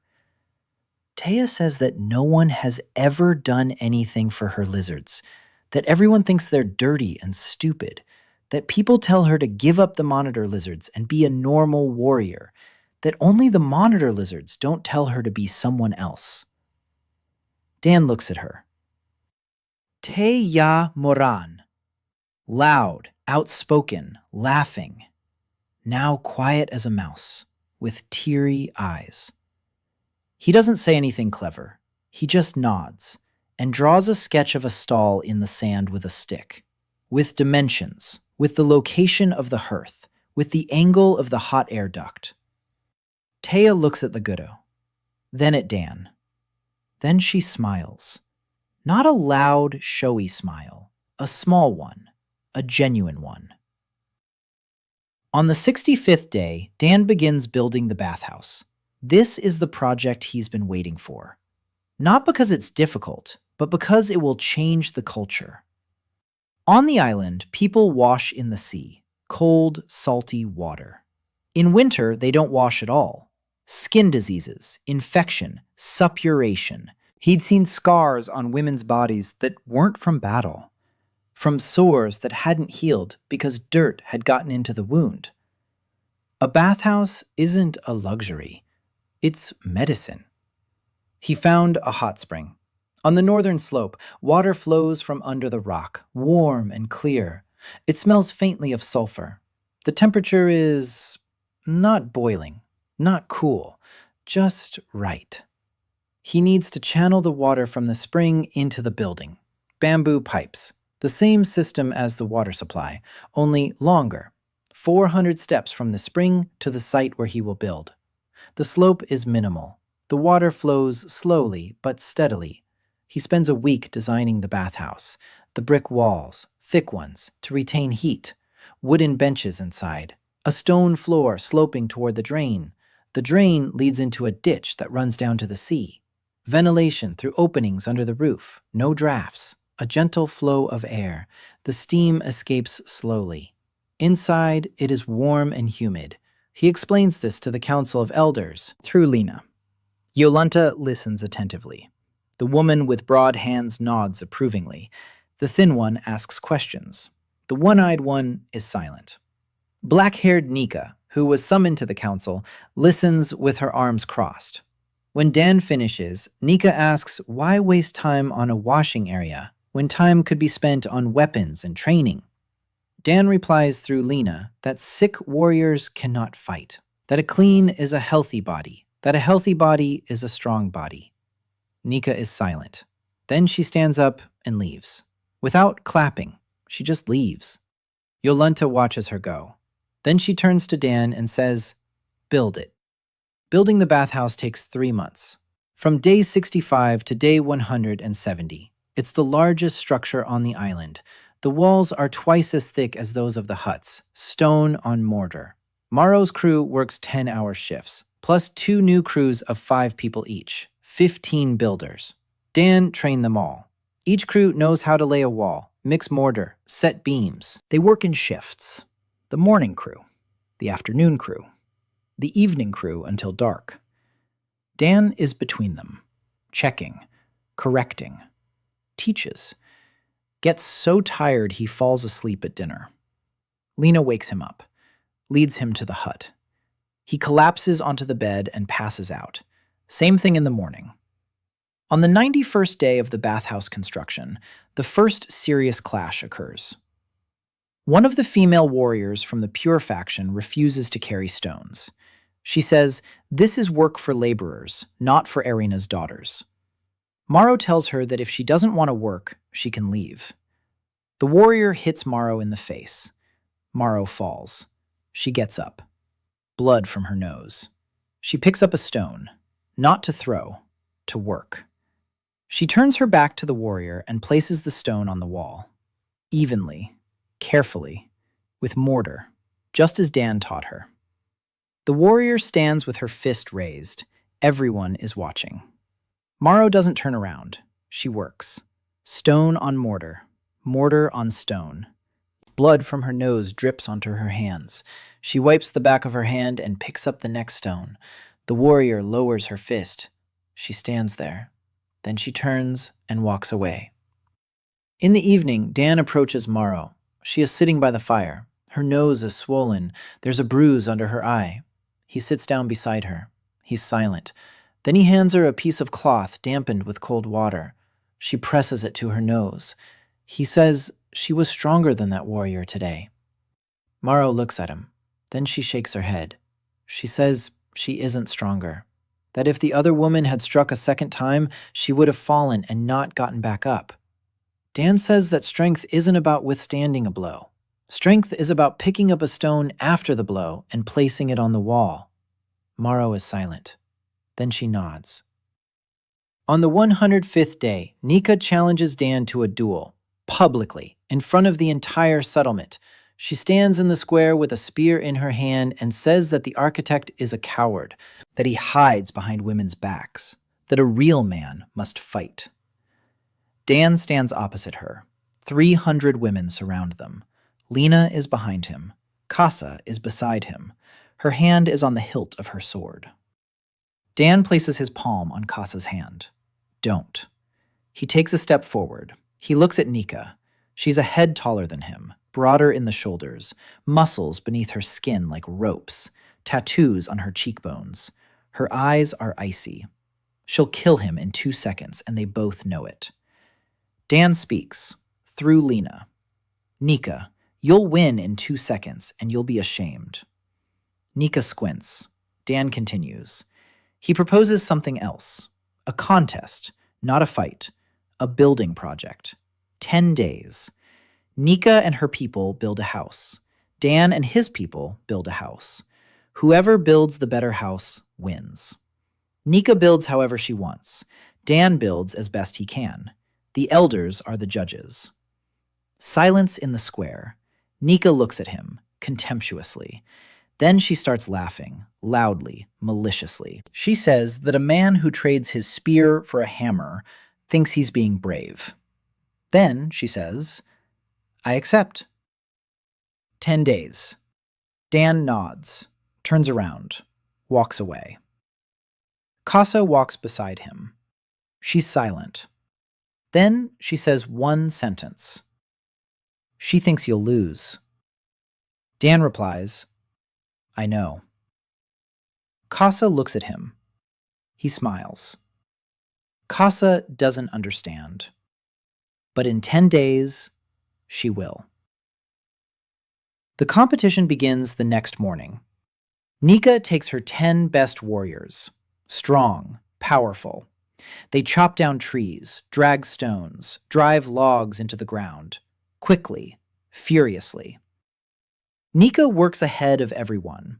She is strong, incredibly strong. A log that takes 2 to drag, she lifts alone. A stone that 3 roll, she carries in her hands. In 3 days, the house frame stands, rough, crooked, but it stands. Dan takes Morrow and 4 students, 5 against 10. He takes his time. The first day is spent entirely on the foundation. Stones on mortar. Even, level. Every stone is checked. Every joint is filled. The second day is for the walls, not logs dug into the ground. Stone masonry, row by row, slowly, neatly. On the third day, the walls reach waist height. Nika is already putting on the roof. She looks down at Dan and smirks. By the 6th day, Nika's house is ready. Big, rough, logs, palm leaves on top, a doorway, a window. Everything's crooked, but it stands. Nika crosses her arms and looks at Dan's site. Walls up to his chest. No roof, no door. She thinks she's won. Dan works for 4 more days. On the 7th day, walls up to the roof. On the 8th, beams and rafters.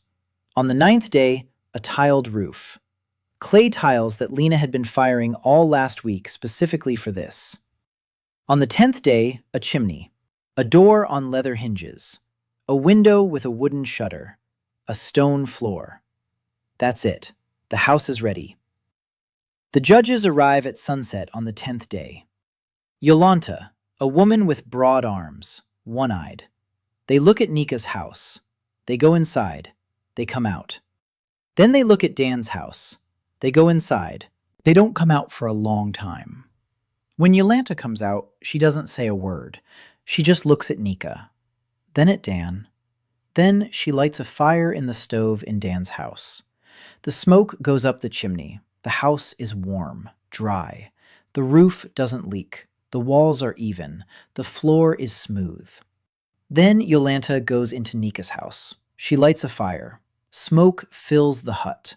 The cracks in the walls whistle in the wind. The floor is dirt. The roof is already sagging. After 3 rains, it will start to leak. In a month, the beams will begin to rot. Yolanta comes out, coughing from the smoke. She looks at Nika. Nika stands with a stony face. Day 120. The walls of the bathhouse reach the roof. The thick stone walls hum when you tap them. Solid, heavy, warm on the sunny side, cold in the shade. Dan stands inside and looks up. The opening for the roof is open. The sky is green. The clouds move slowly. He needs beams, long ones, strong. The sauna's ceiling must be high so the steam rises and doesn't press down on the people inside. He selects trees on the southern slope, straight, not free, 12 paces long.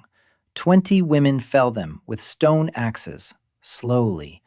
Dan winces every time he looks at the axes. He needs a smithy. He needs iron. He needs proper tools. But iron is the next step. Right now, it's the bathhouse. The beams are being hoisted onto the walls, a system of blocks and ropes. Dan stands below and gives orders. Maro directs from above. They've become a well-oiled team. Maro understands him with half a gesture. She has become his right-hand woman on the construction site. Just as Lena is for words, Maro is for stone. By the 131st day, the bathhouse roof is up. Tiles made of fired clay. Lena made them over 2 weeks, each tile by hand, even, smooth, with a groove for water drainage. Lena has become a different person over these months. Her pottery workshop is no longer a corner in someone else's hut, but a separate room that Dan built for her on the north side of the settlement, with a window facing north, because the light is even, no glare. That way, you can see the color of the clay better. When Dan explained to her why the window faced north, she stood by the window and was silent for 3 minutes. Then she said that no one had ever thought about how she saw things before.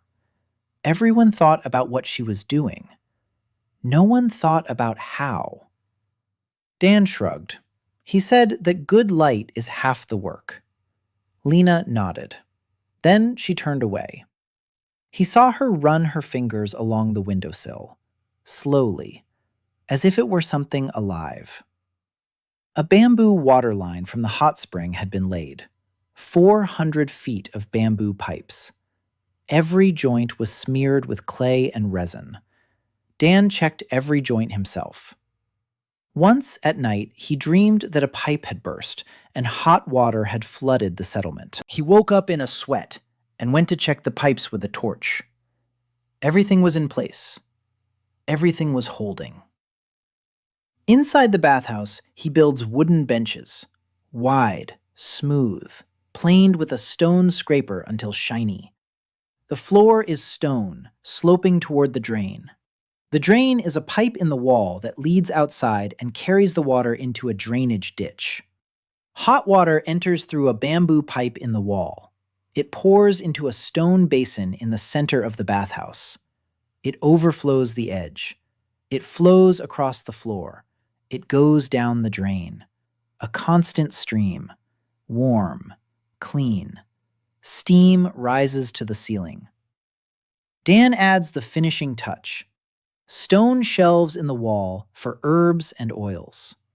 He doesn't know the local herbs, but he knows that women gather them to treat wounds. Fragrant, pungent. If you place a bundle on a hot stone, the scent will fill the entire bathhouse. Day 170. The bathhouse is ready. Dan stands at the entrance, feeling nervous. He doesn't know if they'll like it. He built it for people who have never bathed in hot water. For people who don't know what steam is. For people for whom warm water in winter is an impossible dream. Yolanta goes in first. Dan stands outside. He hears her walking across the stone floor. Her steps are small, cautious. Then silence. Then the sound of water. She sat down. She dipped her feet into the hot water. The silence long, very long. Then Dan hears a quiet sound, a sob, not from pain, not from fear. Yolanta is crying, quietly, the way old people cry who have endured too long.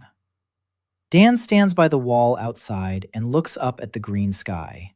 His throat tightens. Others follow Yolanta inside, one by one, 2 at a time, then in groups. At first with laughter, then more quietly, then in complete silence.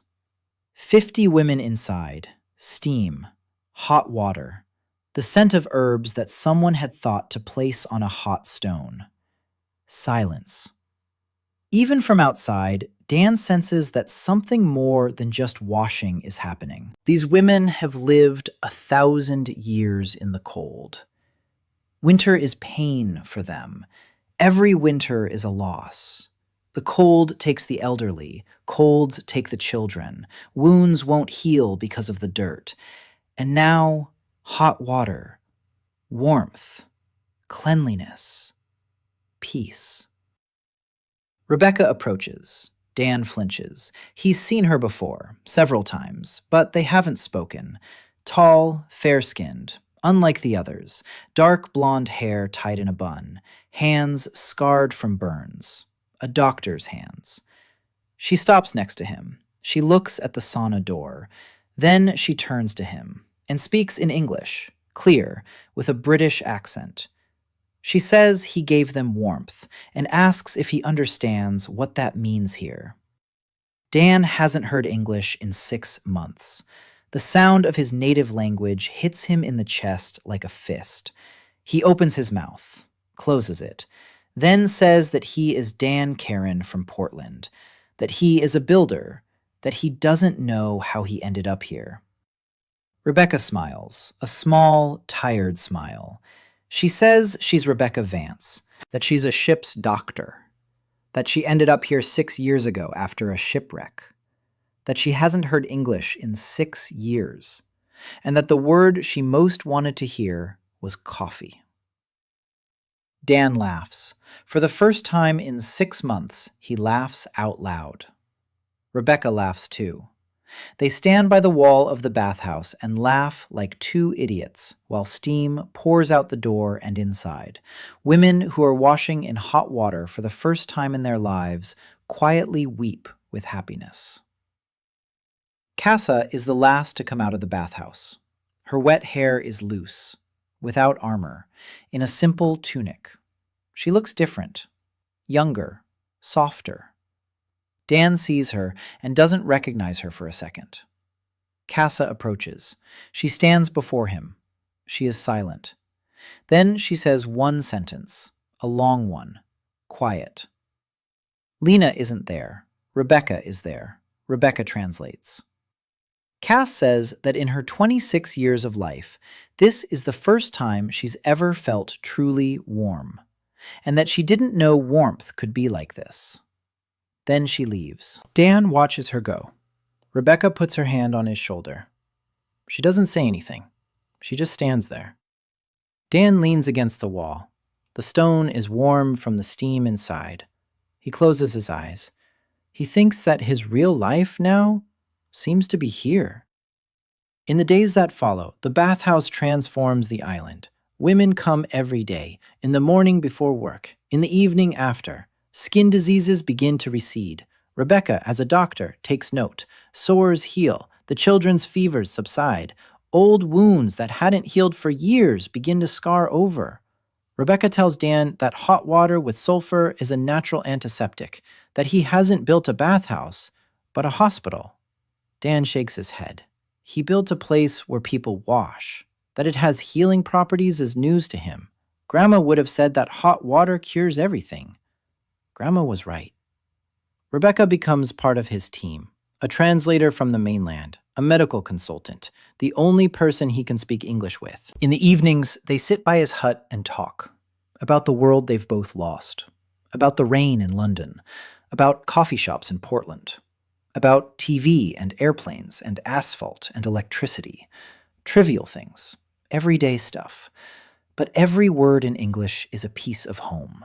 And every conversation is a thread that keeps her from going mad. Casa sometimes walks by while they're talking. She watches.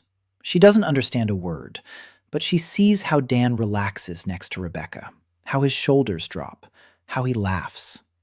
Casa turns away and leaves. Her face is inscrutable. On the 180th day, Nika returns, 2 months in the mountains. She arrives at sunset, thin, weather-beaten. Her hair is longer, a scar on her forehead that wasn't there before. She walked through the mountains and fought with something, or with someone. She stands in the square and looks at the settlement.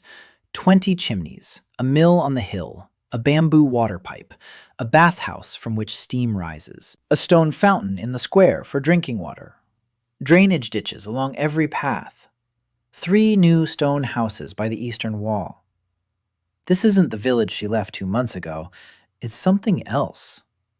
Nika stands in the middle of the square and watches, for a long time. Women walk by, clean, well-groomed, dressed more neatly. Children run to the fountain. They drink, they laugh, they don't cough. The smell of bread from the ovens, smoke from the chimneys, the sound of hammers at the construction site. Nika walks toward the bathhouse. She stands at the entrance. She touches the stone wall, smooth, even, warm from the steam. Then she goes inside. Steam, warmth, water, benches, herbs.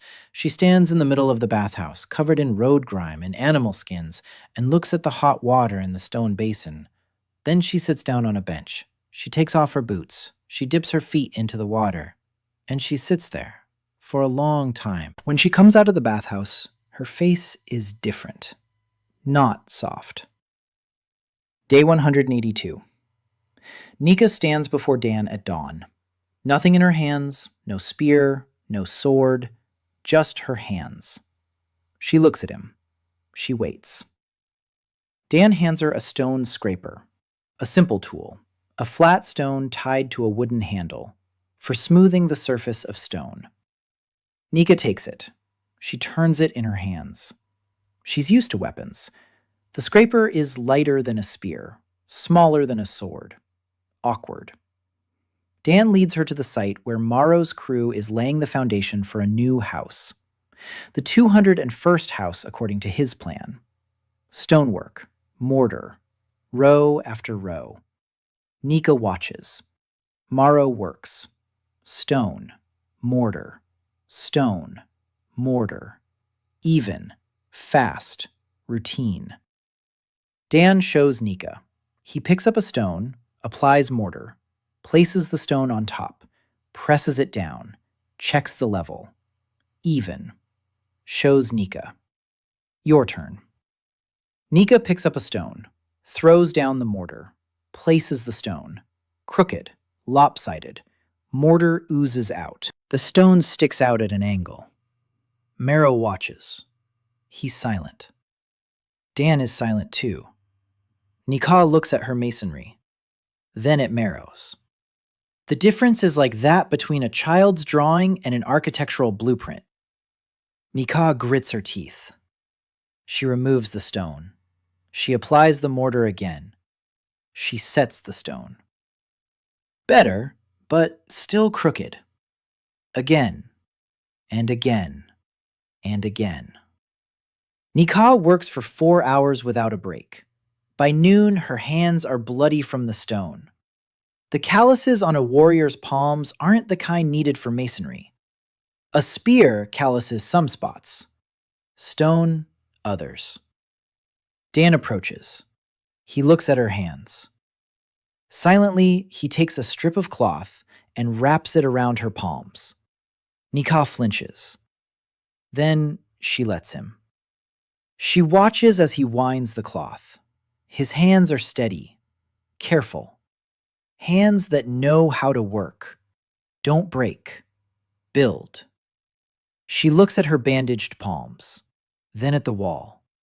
Then she picks up a stone and continues. By evening, she has laid 12 stones. The wall has grown a hand's width. Crooked, uneven. But it stands. Dan checks it. 2 stones need to be repositioned. The rest are holding. Not bad for the first day. He tells this to Nika through Lena.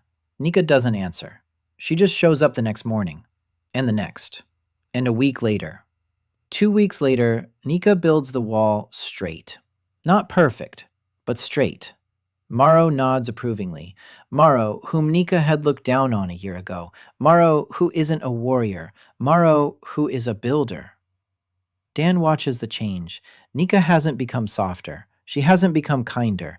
She has become different. She has begun to understand that building isn't a weakness. that the stone you lay on a wall lasts longer than the enemy you lay on the ground. She doesn't say this out loud, but Dan can see it in her eyes. When she looks at the wall she built that day, there's the same expression in her gaze as Morrow's. Pride. Not a warrior's pride, a builder's pride.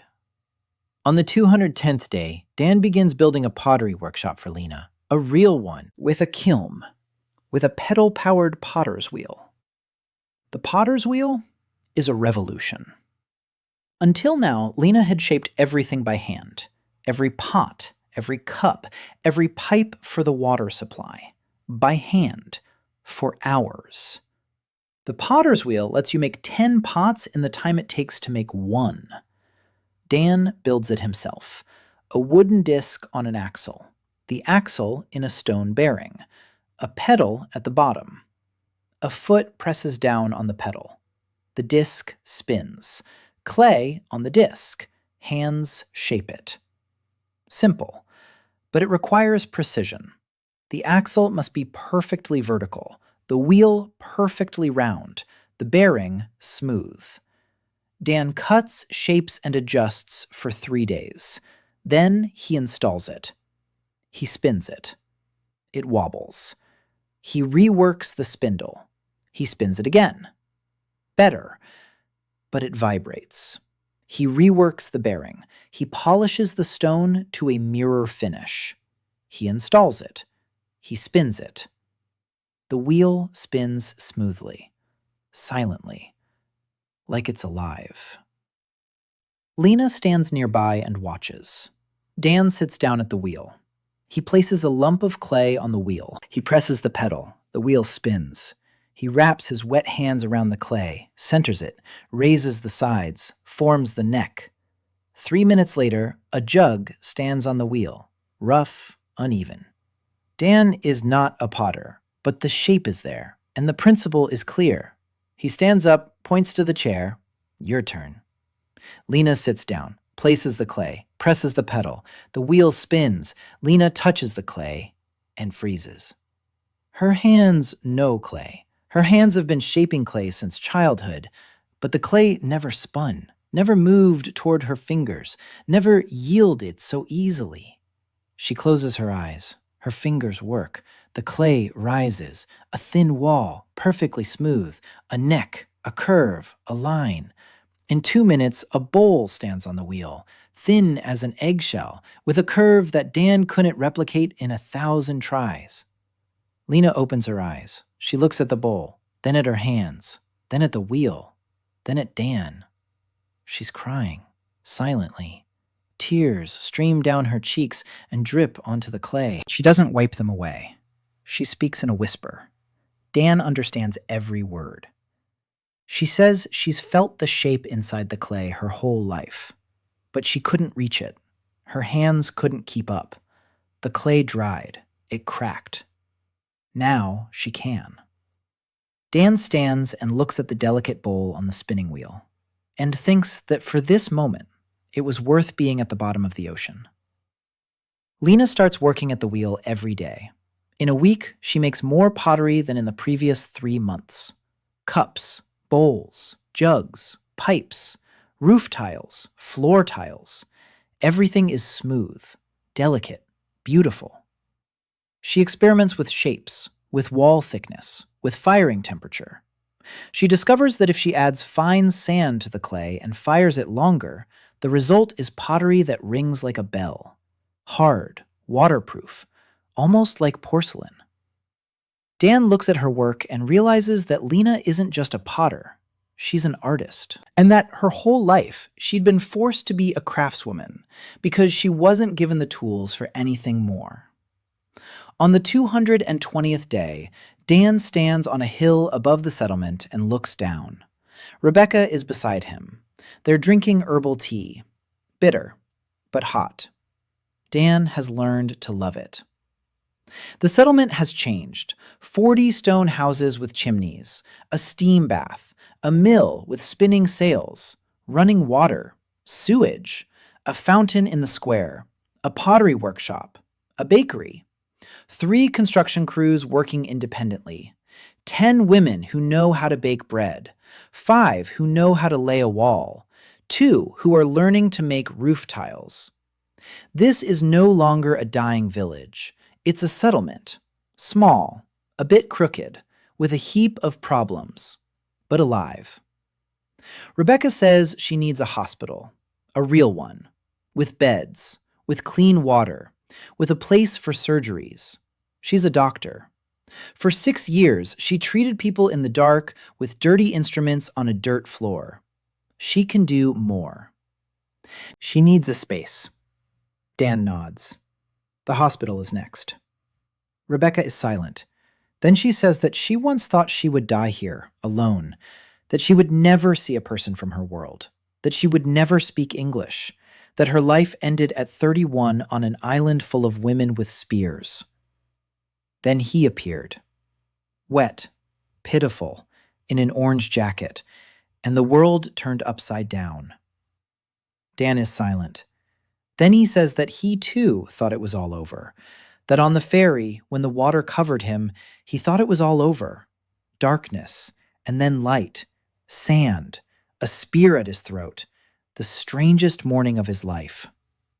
Rebecca laughs, quietly, warmly. Then she speaks seriously. She says that Casa is watching him, every day, when he isn't looking, that Lena is watching him, when she thinks no one is noticing, that even Taya, who jokes with everyone, is silent next to him longer than she is next to anyone else, and that Dan is either blind or pretending. Dan is silent for a long time. Then he says he isn't blind, that he sees, but that he doesn't know what to do about it, that in his world it would be simple, not simple, but understandable. Here, he is the only man on the island, among 1,000 women. Any move he makes in that direction looks like taking advantage of his position. Rebecca nods. Then she says he's an idiot, that Cass is no little girl, that she's 26, that she's the captain of the guard, that if she didn't want to look, she wouldn't, and that respecting people doesn't mean you have to pretend to be blind. Dan doesn't answer. He watches the sunset. A green sunset. He's used to it. Day 250 begins with a scream. Dan wakes up to Cass's voice. She's screaming from behind the wall. Quickly, sharply, a commanding voice. He runs outside. Cassa stands on the path in full armor, a spear in her hand. Behind her are 4 warriors. They're running toward the shore. Dan grabs Lena, who has rushed out of her hut across the way. What happened? Lena listens to the shouts. She translates, turning pale. A ship. In the cove. A foreign ship. Dan runs toward the shore. His feet slip on the wet rocks. He reaches the cliff above the cove and sees it. A boat.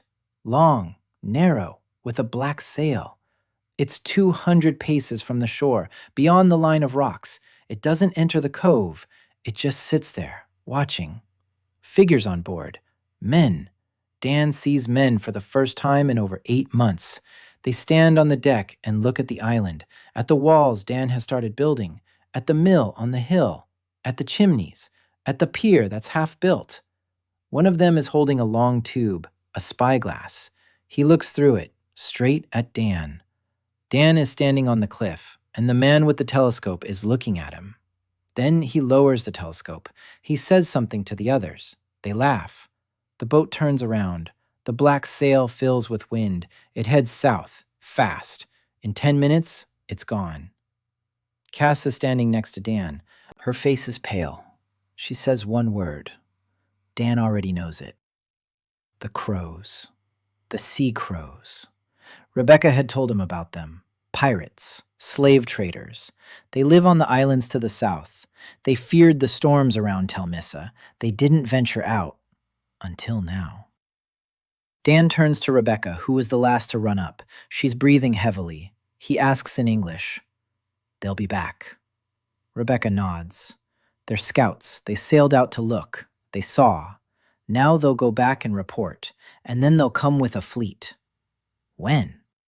Rebecca shakes her head. A month, 3, 6 months.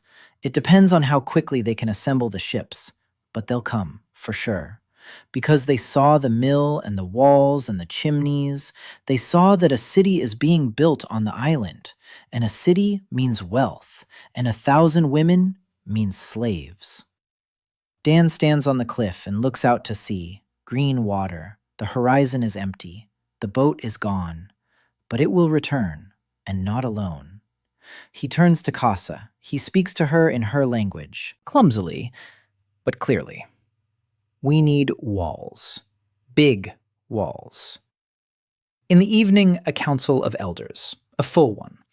Iolanta, all the elders, Casa, Nika, Taya, Rebecca, Lena as the translator. Dan stands before them and draws on a large stone with charcoal.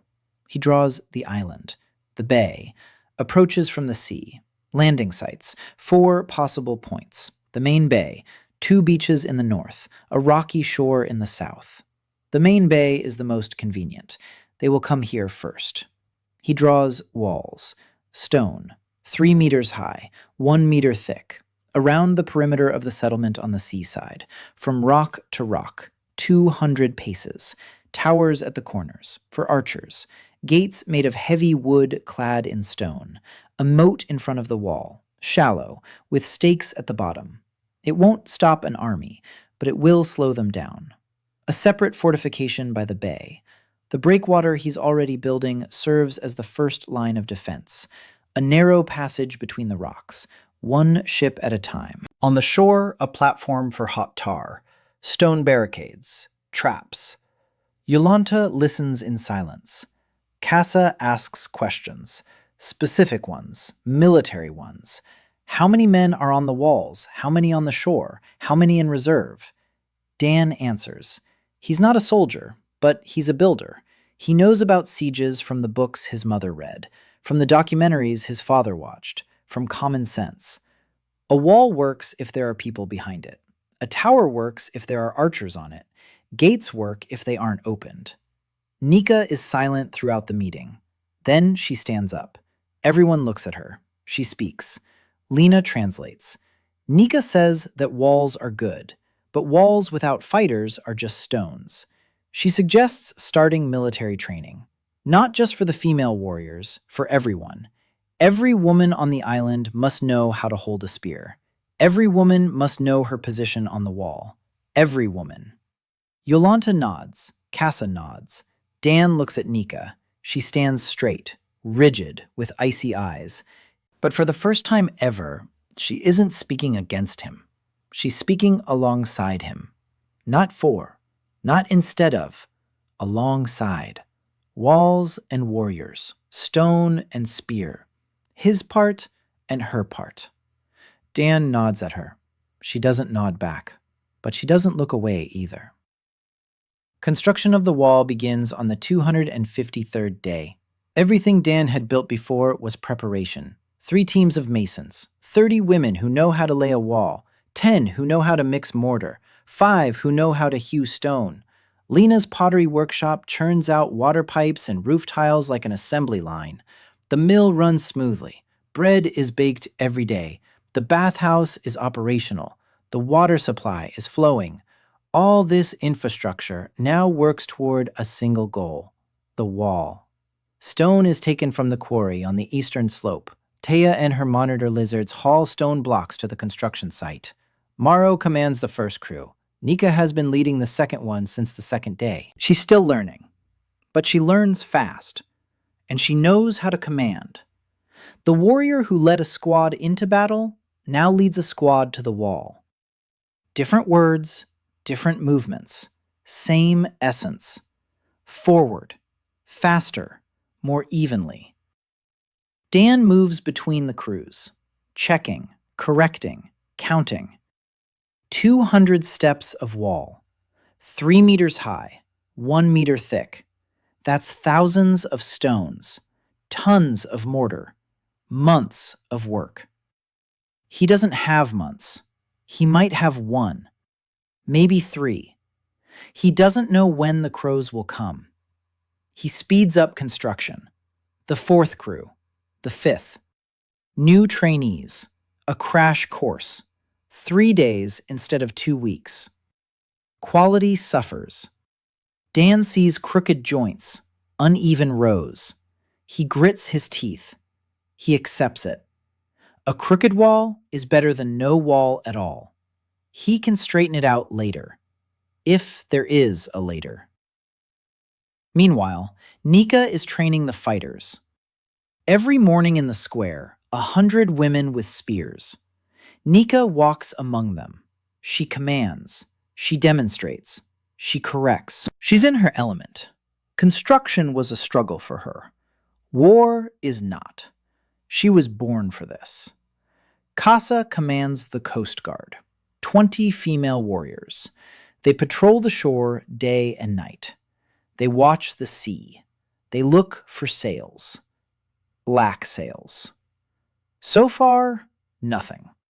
But everyone knows it's only a matter of time. Day 270. The wall is half finished, 1.5 meters high, 100 steps out of 200. The towers are laid out, 2 stone foundations at the corners, no gate yet. The moat is dug. The stakes are sharpened and set. Dan stands on the wall and looks out to sea. Sunset. Green. Wind from the west. Salty. He's tired. So tired he can't feel his hands. His eyes close on their own. He sleeps 4 hours at a time. Eats on the go. Lena brings him food to the construction site. Rebecca comes every evening and checks on him. She says he's killing himself, that he needs rest. He nods and doesn't listen. No time. Casa climbs onto the wall, stands beside him, silent, then sits down. Then says he needs to sleep, that a dead builder won't build a wall. Dan is silent. Casa takes him by the shoulder, turns him toward her, looks into his eyes. Her hand is wet, strong. Her eyes are gray-green, like the sea at noon. She speaks slowly, so he understands every word. She says that if he dies from exhaustion, she will personally kill him. Dan snorts. Casa isn't smiling. She's serious. She leads him into the hut, makes him lie down, stands by the door until he falls asleep. He falls asleep instantly. At night, he dreams of a ferry, a storm, water, the family he saved, the faces of the people he pushed toward the lifeboats. He remembers every face. Then water, then sand, then a spear at his throat. Day 280. The wall is growing. 2 meters, 2.5. 5 crews are working simultaneously. The sound of hammers doesn't stop from dawn to dusk. A ribbon of stone stretches from the eastern cliff to the western one. Dan barely sleeps in his hut. He sleeps on the wall, right on the stones. He wraps himself in a fur and lies down on the unfinished section. He wakes up when the crew arrives in the morning and rouses him with their hammering. Rebecca says it's madness. Dan, that it's efficiency. 0 steps to the construction site. Rebecca rolls her eyes and leaves him some ointment for his back pain. His back doesn't forgive the stone bed, but it endures. On the 285th day, Dan goes down to the temple, alone, at night. He's wanted to do this for a long time. The temple stands atop the main hill, a stone building, old, much older than the other structures. Its walls are made of a stone found nowhere else on the island, gray, with a blue sheen, smooth as glass. Not local stone, imported. Or perhaps not, ancient. Inside the temple is an altar, a stone slab, frescoes on the walls, half erased. He saw them in the early days. Figures, people, men and women, building something big, a city, or not a city, a machine. Something with pipes and canals and towers and walls. He didn't understand it then. Now he wants to take a closer look, a torch in his hand. Shadows dance across the walls. Dan stands in front of the fresco and looks. He sees details he missed the first time. Here's a man standing on the wall, a golden plaque above him, like Dan's. Here are women all around, building, carrying stones, laying walls. Here's a storm, waves, ships, and a wall that holds them back.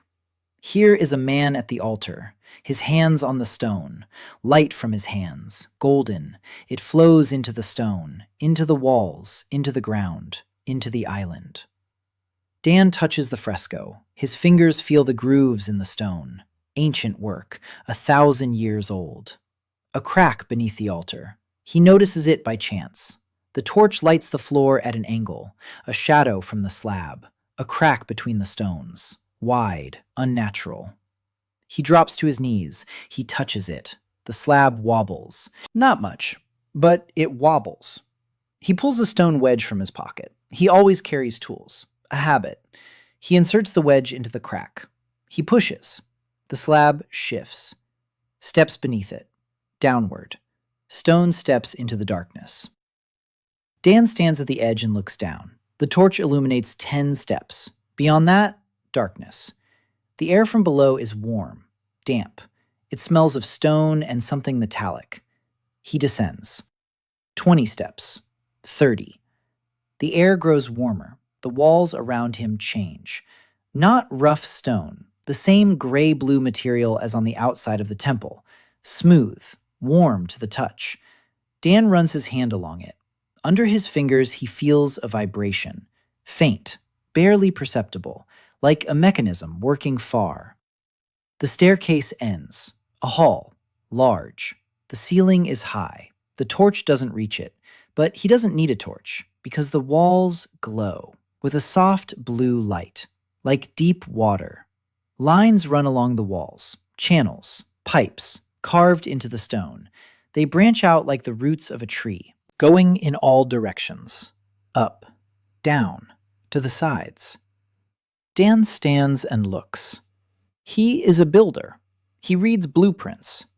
And what he sees is a blueprint, 3-dimensional, carved into stone. A diagram. The island. The whole island is a diagram. The channels in the walls are pipes. Energy flows through them from the center to the edges, to the shores, to the sea. The mother's breath.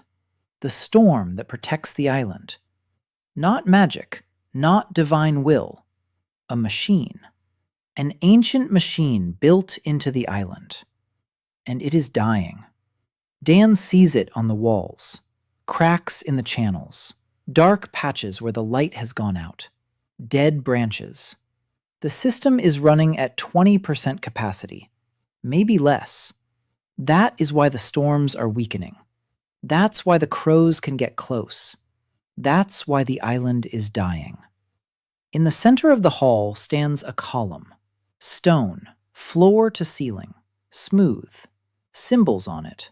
Not letters, lines, diagrams. Small, thousands of them. Dan approaches. He touches it. A golden plaque above his head flashes, brightly. He squints. The text on it changes. New words. He reads. The system's core has been detected. The architect has been identified. Access to the island's blueprints is granted. Warning. Full system activation requires the architect to connect with me. The connection is irreversible. Dan reads it again. Irreversible. He touches the column again. It's warm under his fingers. A pulse. Slow. Like a heartbeat. The column is alive. The island is alive. And to save it, Dan must become a part of it. Forever. He pulls his hand away. He stands in the blue light. He thinks. Then he turns and climbs the stairs. He leaves the temple. Night. Stars. Unfamiliar constellations. He stands on the hill and looks down at the settlement below. Chimneys, a mill, half a wall, lights in the windows, warm houses, people inside. 1,000 women who, for the first time in their lives, are living rather than merely surviving. He built this. Not alone, but he started it. And now he knows the price. He doesn't tell anyone. Not yet. In the morning, he returns to the wall and works as usual. But Lena notices something. She brings him lunch to the wall. She sits beside him. She watches. Then she says quietly that he looks different, that his eyes are different. Dan says he didn't sleep. Lena shakes her head. She doesn't believe him. But she doesn't press him. She's a potter. She knows that the clay will reveal its own shape when it's ready. People do too. Day 290. The wall is finished. 3 meters high, 1 meter thick, 200 paces, from rock to rock. 2 towers at the corners, wooden platforms on top for archers, a gate made of oak logs fastened with iron staples. Iron. The first iron on the island. Dan found ore on the eastern slope a month ago. He built a primitive smelter, charcoal from wood, a leather bellows. The temperature isn't ideal, but it's enough to smelt rough ingots. From the ingots, staples. From the staples, the gate. There isn't much iron. It's enough for the gate and 3 dozen spearheads. Steel ones, not stone. The first metal weapons on the island. Nika picks up a spear with an iron tip, weighs it in her hand, strikes a wooden post. The tip goes right through. She looks at the spear, then at Dan. Then she nods, for the first time. A real nod. Not forced, respectful. She understands. Stone is no match for iron, and the man who gave them iron gave them a chance. The 300th day, a year on the island. Dan stands on the wall and counts. 200 stone houses with chimneys, a bathhouse, a mill, a water supply 300 paces away, a pottery workshop, a bakery, a blacksmith shop, the hospital Rebecca has set up over the past month, a school, small, 1 room, but a school. Rebecca teaches the children the alphabet, a square with a fountain, a harbor with a breakwater and a pier, a wall with towers, 10 trained foremen, 50 builders, 200 fighters under the command of Nikki. It's a city, small, rough, with 1,000 flaws, but a city. The golden plaque flashes. Dan looks. New text. Progress. 32%. 32 out of 100. 700 days left. He closes his eyes. 32% in a year. He needs 100 in 1,000 days. The math doesn't add up. He needs to go faster. Much faster. Or he opens his eyes. He looks at the city, at the women walking the streets, at the children playing in the square, at the smoke from the chimneys, at the mill's sails. Dan sits across from Iolanta in her hut. The stove burns steadily. It's warm. The chimney draws well. The wind blows outside the wall, but inside it's quiet. Lena is nearby. Rebecca is nearby. No one else. Dan says he found an underground chamber beneath the temple. Iolanta isn't surprised. She nods, slowly. She closes her eyes. She opens them. She says through Lena that she knew, that all the high priestesses knew, that it is passed down from one to the next. A secret. The island's greatest secret. The goddess Irena is not a goddess. It is the name they gave the machine 1,000 years ago, because the refugees did not understand what they had found. They were fleeing a religious purge. They sailed to the island. The storm around it parted and let them through. They decided it was divine protection. They named the machine after their goddess. They built a temple over the entrance to the underground chamber. They sealed it off. They forbade entry. A sacred place. Dan asks if she knew about the worthy, about the fact that they aren't husbands, but engineers. Yolanta is silent for a long time. Then she says yes, she knew. Every worthy one came, and the system awoke. Every worthy one went down. Every worthy did something to the machine. And after that, the mother's breath grew stronger. The storms returned. The island received protection for another generation. Dan asks what happened to the worthy afterward. Yolanta is silent even longer. Then she speaks quietly. They didn't leave. Not a single one. They stayed. All of them. Forever. Dan feels a chill run down his spine. He asks what stayed means. Yolanta says the last worthy one came almost 80 years ago, when Yolanta was little. She remembers him. Tall, with dark hair, kind. He built an aqueduct from the mountain, the very one that is now destroyed. He went down into the dungeon and never returned. Yolanta remembers how her grandmother, a priestess, stood at the altar and wept, because she knew where he had gone, and she knew there was no way back. Dan sits in silence. Rebecca sits and says nothing. Lena translates and turns pale. Yolanta reaches out and touches Dan's hand. Dry fingers, cold. She says she won't let him, that she'll find another way, that the island has lived 80 years without a worthy one and will live on. Dan looks at her. He thinks. 32% in 300 days. If we keep building at this rate, maybe 60% by the end of the term, maybe 70, but not 100. The system requires 100. Without 100%, the island won't survive. Without full activation, the mother's breath won't return to full strength.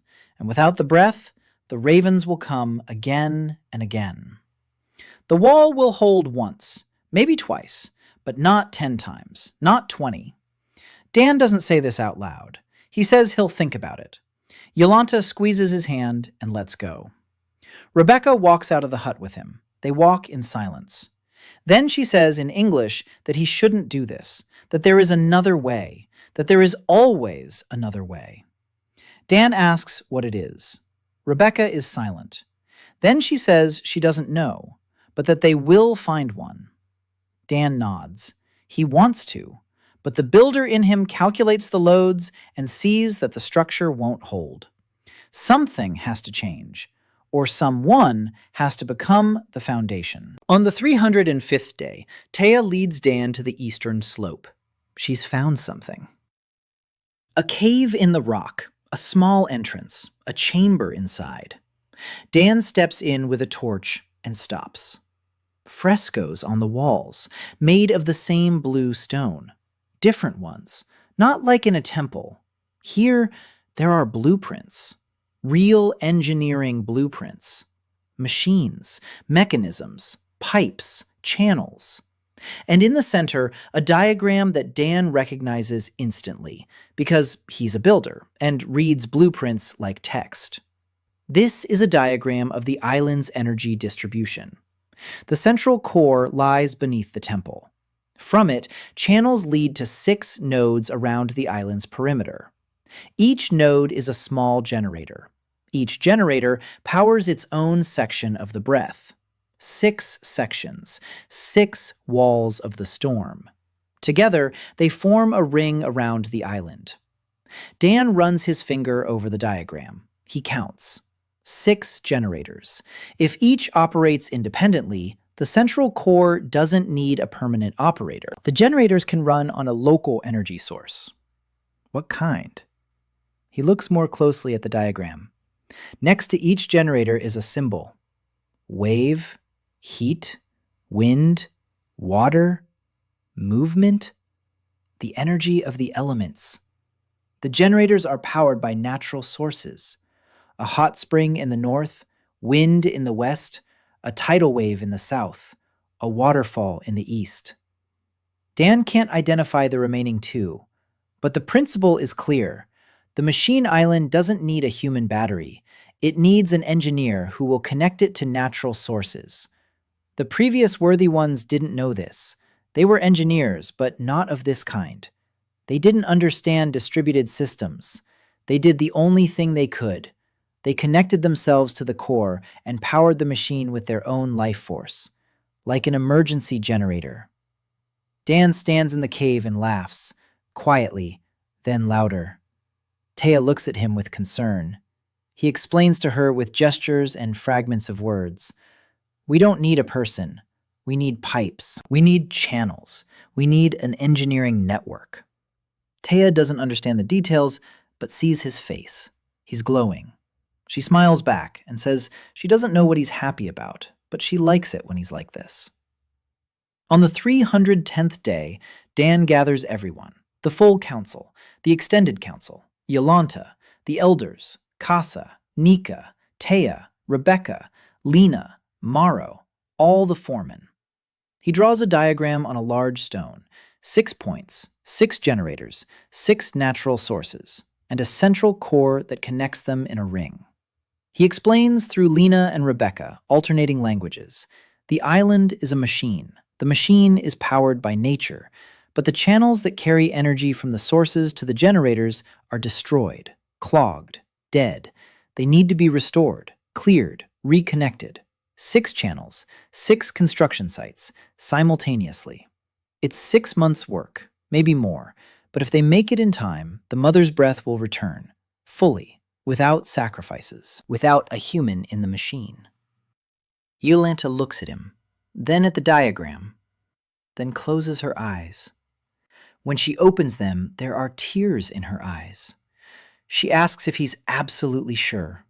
Dan says he isn't, that he's a builder, not a scientist, that he reads the blueprint as he sees it, but that the blueprint is clear, and that it's worth a try. Yolanta nods. Nika stands up. She says it's time. The crows could come at any moment. Can we build the canals and defend the island at the same time? Dan says we have to. There's no other option. Casa stands up. She says the Coast Guard will double its patrols, that not a single ship will approach unnoticed. Taya says her monitor lizards can haul stones to any point on the island. Maro says her crews are ready. Lena says her workshop will provide pipes for the canals. Construction of the canals begins on the 311th day. 6 teams, 6 directions. Each team consists of 10 women, a forewoman, tools, a week's worth of food. A route map that Dan drew for 3 nights straight, checking against the blueprints from the cave. The first canal runs from the hot spring in the north to the generator at the northern cape, 200 steps through bedrock. Maro leads this team. She's the best foreman. The rock is difficult. Precision is needed. The second channel runs from the windy spot on the western slope to the generator at the western cliffs. It's easier here. The ground is soft. Clay. The channel isn't deep. 20 women from the new trainees can handle it. The third channel is the longest. From the tidal zone in the south to the generator at the southern beach. 400 steps, through sand and rock. Nika takes this team. She wants the hardest part. Dan doesn't argue. The fourth channel runs from the waterfall in the east. It's short, 100 steps, but the slope is steep. Lena leads the team, not as a builder, but as someone who understands ceramics. The channel needs to be lined with fired clay, so the water doesn't seep into the ground. Dan doesn't fully understand the 5th and 6th Dan doesn't fully understand. On the blueprint next to them are symbols he can't read. One looks like a lightning bolt, another like a spiral. He decides to leave them for later. 4 out of 6 channels will be enough to boost the system's power. Maybe not to 100%, but above 32. He takes on the northern channel himself, along with Maro. It's the most difficult one, because from the hot spring, they need to lay not just a trench, but a system of pipes that will maintain the water's temperature all the way. Hot water is energy. If it cools down along the way, the generator won't get enough. Thermal insulation is needed. Dan thinks for 3 days. Then he finds a solution. Double walls. The inner pipe made of Lena's fired ceramics. The outer one made of stone. An air gap between them. Air doesn't conduct heat. The water inside stays hot. The thermos principle. The 21st century in the Bronze Age. He explains it tomorrow. She frowns. Then she understands. Then she nods. And she starts giving orders to the crew. The work is hellish. The rock won't yield to stone tools. Dan spends 3 days making iron chisels. There isn't enough iron. The forge is working at full capacity. There isn't enough coal. Dan sends Taya and the monitor lizards into the dark to gather wood for charcoal. Taya grumbles that her lizards aren't horses. Then she rides off and returns with a loaded sled. The monitor lizards pull the logs obediently. Taya sits on top and sings something loudly. The iron chisels cut into the rock. Slowly. But they cut. Every day the canal advances 5 steps. 5 steps out of 200. 40 days of work, if nothing happens. Something happens on the 330th day. Casa runs to the northern slope where Dan is working with Morrow. She's running, not walking, running. Her face is white. She says one word. Sails. Dan drops the chisel, runs to the southern cliff, looks down, dots on the horizon. Black. Sails. 1, 2, 5. He counts. 12. 12 black sails on the horizon. The Sea Raven's fleet. Dan stands on the cliff and calculates the time. With this wind, they'll be at the island in 2 days. Maybe 3 if the wind shifts. The wall is ready. The towers are standing. The gate is in place. The moat has been dug. But the canals aren't finished. The northern one is a quarter done. Nikki's southern one is a third done. The western one is almost ready. Lena's eastern one is half done. There isn't enough time. A few weeks short. Dan stands and thinks. Hurry. Like on a construction site, when the foreman finds out the inspection is tomorrow, not in a month. Morning of the 332nd day. Dan is standing on the wall. Casa is nearby. Nika, Rebecca. Beyond the wall, the city. 1,000 women. Beyond the wall, the houses he's been building for a year. Ovens, a mill, a bathhouse, a school, a hospital. Before the wall, the sea. And on the sea, 12 ships with black sails. They're anchored half a mile from the shore, rocking on the waves, waiting. Dan counts. Each ship has 30 to 50 fighters. 12 ships, 400, maybe 500, against 1,000. But 500 trained pirates who have been killing and plundering their whole lives. Against 1,000 women, 200 of whom are fighters, and the rest potters, bakers, and builders. The numbers aren't in their favor. But they have the wall, the towers, the moat, and the man who designed it all. Cass says the lead ship is bigger than the rest, with a red flag on the mast. That's the captain's ship, Garrick Blacktooth. She knows about him, Rebecca told her. A former slave trader, smart, cruel, methodical. Not a madman, calculating. That's worse. A madman can be provoked into making a mistake. A calculating man waits, studies. He looks for a weak spot. Dan looks at the ships and thinks like a builder, not like a commander. He isn't a commander. He's a foreman. But a foreman who knows that the wall holds, that the towers are positioned correctly, that the gates will withstand a battering ram, that the moat will slow down the infantry, and that every square meter in front of the wall is a kill zone for the archers in the towers. He's been designing this for 6 months. Every angle of fire, every blind spot, every escape route. He's never fought a day in his life, but he built for war, and what he built will work. The first day passes in anticipation. The ships stand still. They don't move. They watch. Dan uses the time. He checks the supplies. Boiling resin in cauldrons on the wall. Stones for throwing. Logs for barricades at the gates. Water, food, bandages. Rebecca is in the infirmary. preparing instruments. Lena is firing the last batch of resin pots. Taya leads the monitor lizards to pens farther from the wall. The lizards are nervous from the smell of the foreign ships. Nika is lining up the fighters in the square. 200 female warriors with spears, 150 with bows, 50 with swords. There aren't enough iron tips. Most have stone ones, but they're sharp and they're ready. Nika walks in front of the formation. She speaks. Dan can't hear the words, but he sees the faces. Steely, focused, ready. Nika knows how to speak to warriors. It is her gift. Just as Dan has stone, Nika has people. At night, Dan does not sleep. He stands on the wall. He watches the lights of the ships. They burn torches on the decks, on purpose, so they can be seen, so they will be feared. Dan is not afraid. He's too tired for fear. Casa climbs onto the wall. She stands beside him. She isn't sleeping either. They are silent, for a long time. Then Casa speaks. Lena is gone. Rebecca is gone. Casa speaks in her own language, and Dan understands almost everything. She says that if things end badly tomorrow, she wants him to know one thing. Dan looks at her. Casa looks out at the sea, not at him. She says that when he came, she wanted to kill him. That the spear at his throat on the beach wasn't just for show. She was going to strike. For real. But then he pointed to the hut with the cracked beam, and she saw his eyes. The eyes of a man who looks at the world and sees what can be fixed, not what can be taken, not what can be broken, what can be fixed. And she lowered the spear, because in 26 years, she had never seen eyes like that before.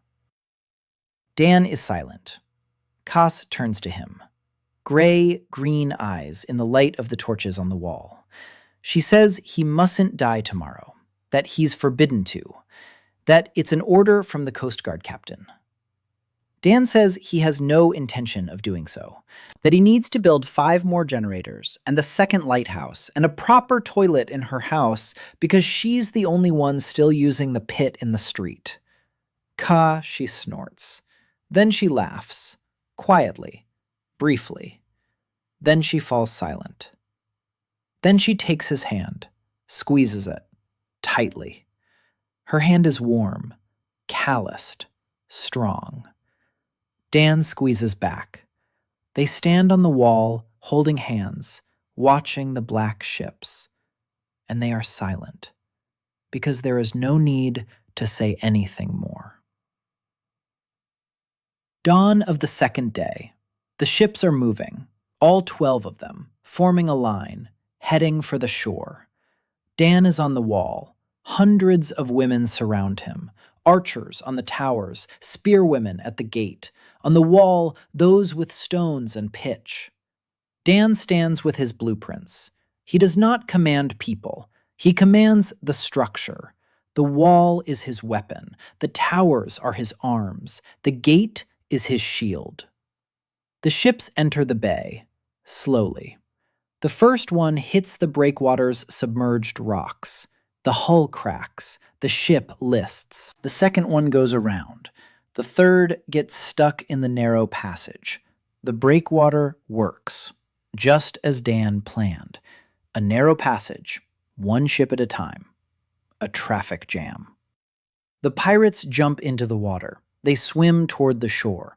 100 men in the water, heavy, in armor. Some drown. The rest make it to the sand. They stand up. They run toward the wall. Nika commands the first volley. 200 arrows from the towers. A black rain. The pirates fall. 10, 20. The rest keep running. They reach the moat. The first ones fall on the spikes. Screams. The second group climbs over the bodies of the first. They climb toward the wall. The guard on the wall shouts a command. Hot tar pours down. The pirates howl. They retreat. They advance again. Dan doesn't look at the people. He looks at the structure. The wall holds. The towers are firing. The gates are closed. Everything is working. for now. A second assault is coming from the north. A group of pirates has circled around the wall along the cliffs.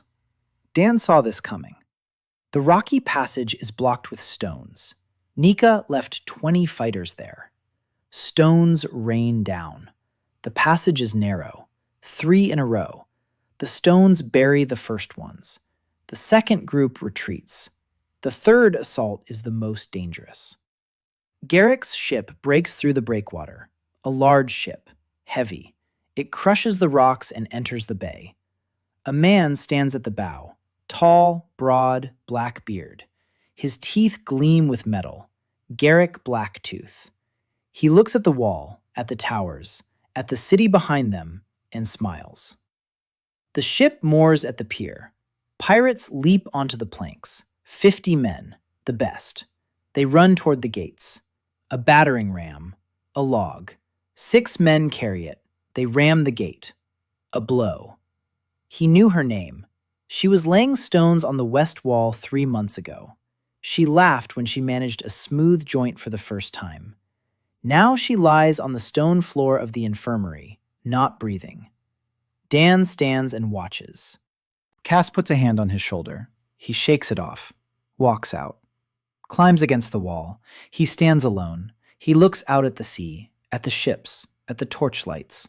For the first time in his life, he has lost someone he knew. There had been accidents on the construction site. Scaffolding had fallen, floors had collapsed, but no one had ever died right before his eyes. He had never buried anyone himself. Now he is burying her. The third day, dawn. Dan on the wall. He hasn't slept. The ships are coming again. Everyone. The final assault. All or nothing. Garrick is throwing everyone into the fray. 500 pirates. From 3 sides. The bay. North. South. Simultaneously. The wall cracks under the blows. The towers fire non-stop. The archers take turns. Casa is on the wall with a sword. Nika is at the gate with a spear. Taya, on the ramparts at the northern passage, rams the pirates climbing over the rocks. Lena is in the workshop, molding pots for pitch. Non-stop. Hands in clay. Eyes red. Morrow is on the wall, commanding the reserves. Dan is in the center, at the highest point of the wall. He counts. People. Arrows. Tar. Stones. Reserves. He shifts fighters from one sector to another. He doesn't fight. He organizes. Logistics. That's what he's good at. Who goes where? How many? When? Garrick's ship enters the bay again, back to the pier. Garrick goes ashore, in person, with a sword, leading men to the gate. The barricade is swaying. One more blow and it will collapse. Dan looks down, at Garrick. The pirate looks up, at Dan. Their eyes meet. Garrick smiles. Black teeth gleam. He shouts something. Rebecca is next to Dan. She translates, pale. Garrick says the island is beautiful, that the city is beautiful, that the women are beautiful, that he'll take it all. Dan is silent. Then he turns to Rebecca. He speaks in English. Tell him to look at the sky. Rebecca shouts down. Garrick looks up. The sky is darkening. Not clouds, not night, something else. The wind picks up. Abruptly. The waves in the bay grow. The ships are rocking. One breaks loose from its anchor. Dan stands on the wall, holding a small stone disc in his hand. He carved it last night, based on the blueprint from the cave, a disc with the symbol of the wind, the same symbol as on the western generator. Dan activated the generator 10 days ago. The impeller is spinning. The channel is working. The machine is receiving power. 41%. Not enough for a full breath, but enough for a targeted strike. Dan presses the disc against a stone wall. The stone wall is connected to the island's rock. The island's rock is connected to the machine. The machine is connected to the generator. The generator is connected to the wind. Dan doesn't become part of the machine. He gives it a command, like a foreman gives a command to a crane operator. He doesn't climb into the cab himself. He just tells the operator where to turn the boom. A storm rises over the bay. Not a big one, not a hurricane. The machine is too weak for a hurricane, but it's enough. A wave twice as tall as a man sweeps into the bay. It sweeps up the ships. It hurls them onto the rocks. One, two, a third. The crack of wood. Screams. Sails tear. Masts snap. Garrick's ship is lifted onto the crest and hurled against the breakwater. The hull splits open. Garrick stands on the deck. He looks up, at the green sky that has turned black from the wind, at the wave coming toward him. He doesn't run. He stands. He watches. Then the wave engulfs the ship. When the water recedes from the shore, Garrick's ship is gone. Wreckage. After the battle, Dan sleeps for 3 days. Rebecca doesn't leave his side. She checks his pulse, his temperature, his breathing. She tells Cass that his body has simply shut down from exhaustion, that he needs rest, that if they leave him alone, he'll come to. Cass doesn't leave his hut. He sits by the cot, sharpening his sword. When someone enters, he hisses at them. Lena brings food for Cass. Cass eats with one hand, the second on the hilt. On the 4th morning, Dan opens his eyes. Then he says that if he falls asleep for 3 days again, she won't be responsible for her actions. Dan nods. A week later, he's back on his feet. Weak, but on his feet. The settlement tends to his wounds. They repair the wall. They install new gates. They clean the moat. They bury the pirates' bodies behind the western wall. Without honors, but without desecration either. Yolanta insisted. The dead are the dead. Thelmissa's losses, 1 killed and 12 wounded. Of the wounded, 10 are already back on their feet. 2 are in the hospital. Rebecca is treating them. Serious wounds, but they'll survive. For a battle against 500 pirates, it's a miracle. The wall worked. Everything worked. On the 340th day, Dan returns to the channels. 5 unfinished generators. The western one is working. System power is 41%. We need more. We need all 6. But now he has time. The Crows are defeated. Their fleet lies at the bottom of the bay. A year will pass, or maybe more, before anyone else dares to attack. Dan assigns the teams. The Northern Channel, Morrow. Southern, Nika. Eastern, Lena. He takes the 2 unknown ones himself. He returns to the cave, studies the blueprints again. The 5th generator. A lightning bolt symbol. A spot on the southeast shore. Dan goes there, finds a rock. Beneath the rock, a platform with a basin. Destroyed. But it's clear there was a generator here. Lightning. Electricity. But from where? He stands and thinks. Then he looks at the rock. Tall, lonely, sticking out over the shore like a finger. Metallic veins in the stone. He remembers the thunderstorms on the island. They strike often, and always at this rock. A lightning rod. Natural. The rock attracts lightning. The generator collects the energy of the discharge and transmits it to the system. He doesn't need to build a channel. He needs to restore the conductor from the rock to the bowl. A metal rod. Iron. He goes to the forge, forges a rod, a long one, 3 steps, thin but strong. He lays it from the top of the rock down the groove in the stone to the generator's bowl. Iron conducts electricity. Lightning strikes the rock. The current will flow down the rod, into the generator, into the system. He waits for a storm. It comes in 4 days. Lightning strikes the rock. A flash, a rumble. The rod glows red hot. The bowl flashes blue for a second. Then it goes out. The gold plaque flashes. The 5th generator is activated. 50% power. Dan stands in the rain and smiles. Halfway there. Work on the channels is going faster now. Morrow has experience. She finishes the double-walled northern channel for hot water in 30 days. The generator at the northern cape is activated by the flow of hot water. Power output, 59%. Nika finishes the southern channel in 40 days. The tidal generator activates when the tide fills the basin and turns the water wheel that Dan designed, using the same principle as a mill. Power output, 68%. Lena finishes the eastern channel in 25 days, the fastest of all. The waterfall spins a turbine that Dan carved from a single tree trunk. 77% efficiency. The sixth generator remains. The symbol is a spiral.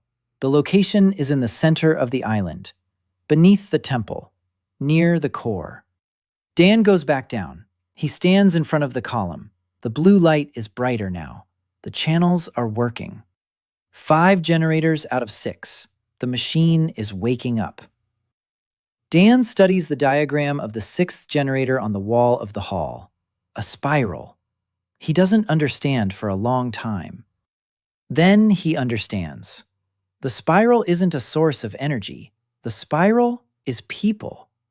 6th generator is powered by life on the island, by activity, by work, by construction, by the 1,000 women who live, walk, build, cook, and study every day. Their movement, their warmth, their voices, their lives. This is the energy that flows through the earth, through the stone, through the walls of the houses standing on the island's rock, into the system. The human generator doesn't need to be built. It needs to be filled with a city, a living city, 1,000 female residents, 200 stone houses, a square, a market, a school, a hospital, a port. This is not a task for the system. This is fuel for the 6th generator. The golden plaque flashes as Dan emerges from the underground. He looks. Power, 77%.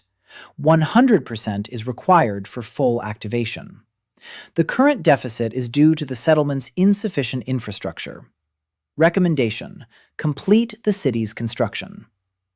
Day 800. 2 years and 2 months on the island.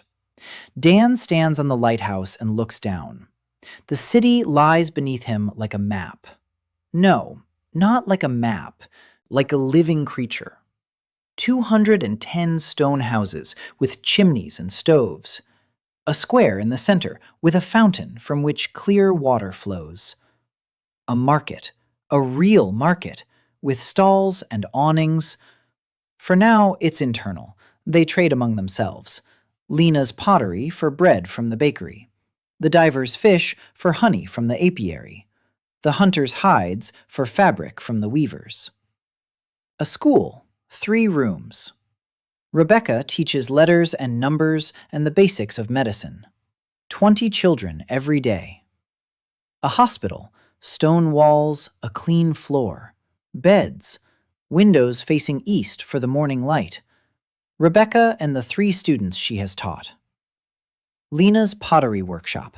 4 wheels now, 4 apprentices. Thelmissa's pottery is delicate and resonant, with a bluish glaze that Lena discovered by accident when she added ash from a certain tree to the firing. This pottery will be Thelmissa's first export commodity.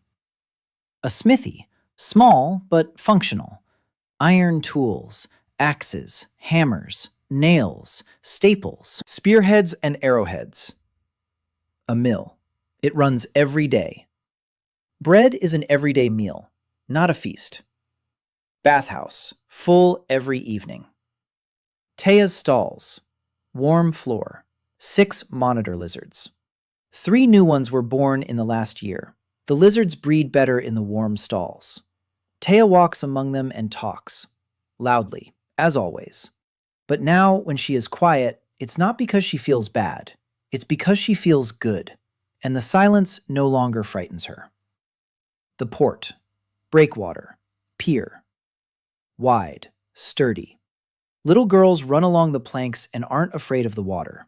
Casa stands on the shore and watches. Not the sea, the girls. And for the first time in years, the sea isn't an enemy to her. It's a road. Wall, towers. The new gates are stronger than the old ones. Beyond the wall lies the world. Before the wall lies their world. The golden sign flashes every day. Dan checks it. 91%, 93, 95. With every new house, with every new stove, with every child who goes to school, with every woman who bakes bread in the morning, and washes in the bathhouse in the evening. The city is growing. The machine is getting stronger. The mother's breath is growing stronger. The storms around the island are impassable once again. But now that's not a problem, because Dan, as the architect, can open a passage for those he wants to let through. On the 900th day, the first merchant ship arrives from the mainland, from the neutral city-state of Kalos.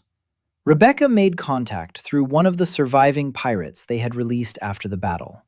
Released on purpose, with a message. Thelmissa is open for trade. Peaceful trade. The ship from Kalos brings fabrics, spices, seeds of plants not found on the island, iron ore, tools, books.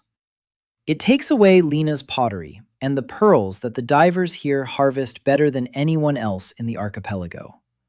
The first trade in Thelmissa's history. Dan stands on the pier and watches as crates are loaded onto the ship. Casa is nearby, Nika is nearby. Both are in armor, both are armed, but not hostile, vigilant, in control. The captain of the merchant ship, a middle-aged man with a gray beard, looks at the city, at the walls, at the mill, at the lighthouse. Then he looks at the women around him, at the strong, tanned, armed women, and at Dan, the only man on the island. The captain asks through Rebecca, "Who built all this?" Rebecca points to Dan. The captain looks at him. Then he bows, not deeply, respectfully, as an equal. Dan nods in response. As the ship sails away, Nika says others will come soon. Merchants, travelers, maybe refugees. The world will learn of Thelmis, and the world will want a peace. Dan nods. He knows.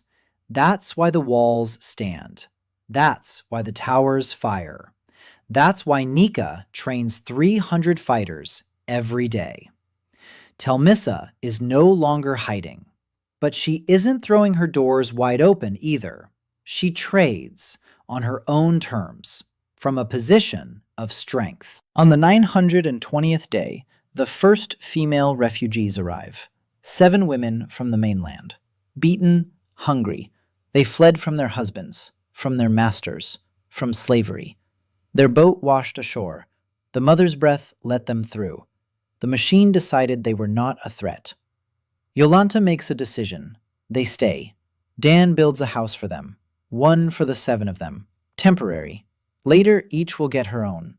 The women from the mainland look at the city, at the stone houses, at the hot water, at the bread, at the school, at the women who walk freely, with weapons, without fear. One of the refugees kneels before Yolanta. Yolanta helps her up. She says that here, people don't kneel. Here, they stand on their own 2 feet. Day 950. The golden plaque. 98%. Dan stands in the square. The city surrounds him. His city. Not his. Theirs. He started it, but they all built it. Maro, who is now the chief builder and commands 30 female masons. Lena, whose pottery has become the island's currency and whose hands create beauty from mud. Nika, who builds walls by day and trains fighters by night, and who once quietly told Dan that she had been wrong, and that it was the hardest thing she had ever said. Taya, who discovered that monitor lizards can pull a plow, and that the fields on the southern slope yield 3 times the harvest if they're plowed rather than dug by hand. Rebecca, who trained 4 doctors and whose hospital hasn't lost a single patient in the last year. Yolanta, who comes to the bathhouse every evening and sits on the bench every evening, with her eyes closed, smiling. And Casa. Casa, who stands beside him every day, not behind him, not in front of him, beside him, who has learned to read his blueprints and argues with him about the placement of the windows, and who at night rests her head on his shoulder and is silent, and who needs no words, because the house he built for her, with a window facing the sea, says it all. Day 999. 1 day before the deadline. The golden sign flashes. 99%. 1%. Dan sits in his cabin. No, in his house. Stone, with a stove, with a chimney, with a window overlooking the square, with a dark wood door. Casa is nearby. Lena has brought tea. Taya has dragged in some dried meat, and one of the monitor lizards is sleeping on the warm floor by the hearth. Rebecca is sitting in the corner, writing something in a notebook made of homemade paper that Lena has learned to make. Nika is standing by the door. Standing, not sitting. Nika doesn't know how to relax, but she's here, and that's what matters. Yolanta is in her chair, which Dan carved for her from a single tree trunk with a low seat because her knees hurt. She's drinking milk with honey, in small sips. Everyone is here. Everyone who built this city. Dan looks at them and thinks that 1%. 1. That's what he's missing.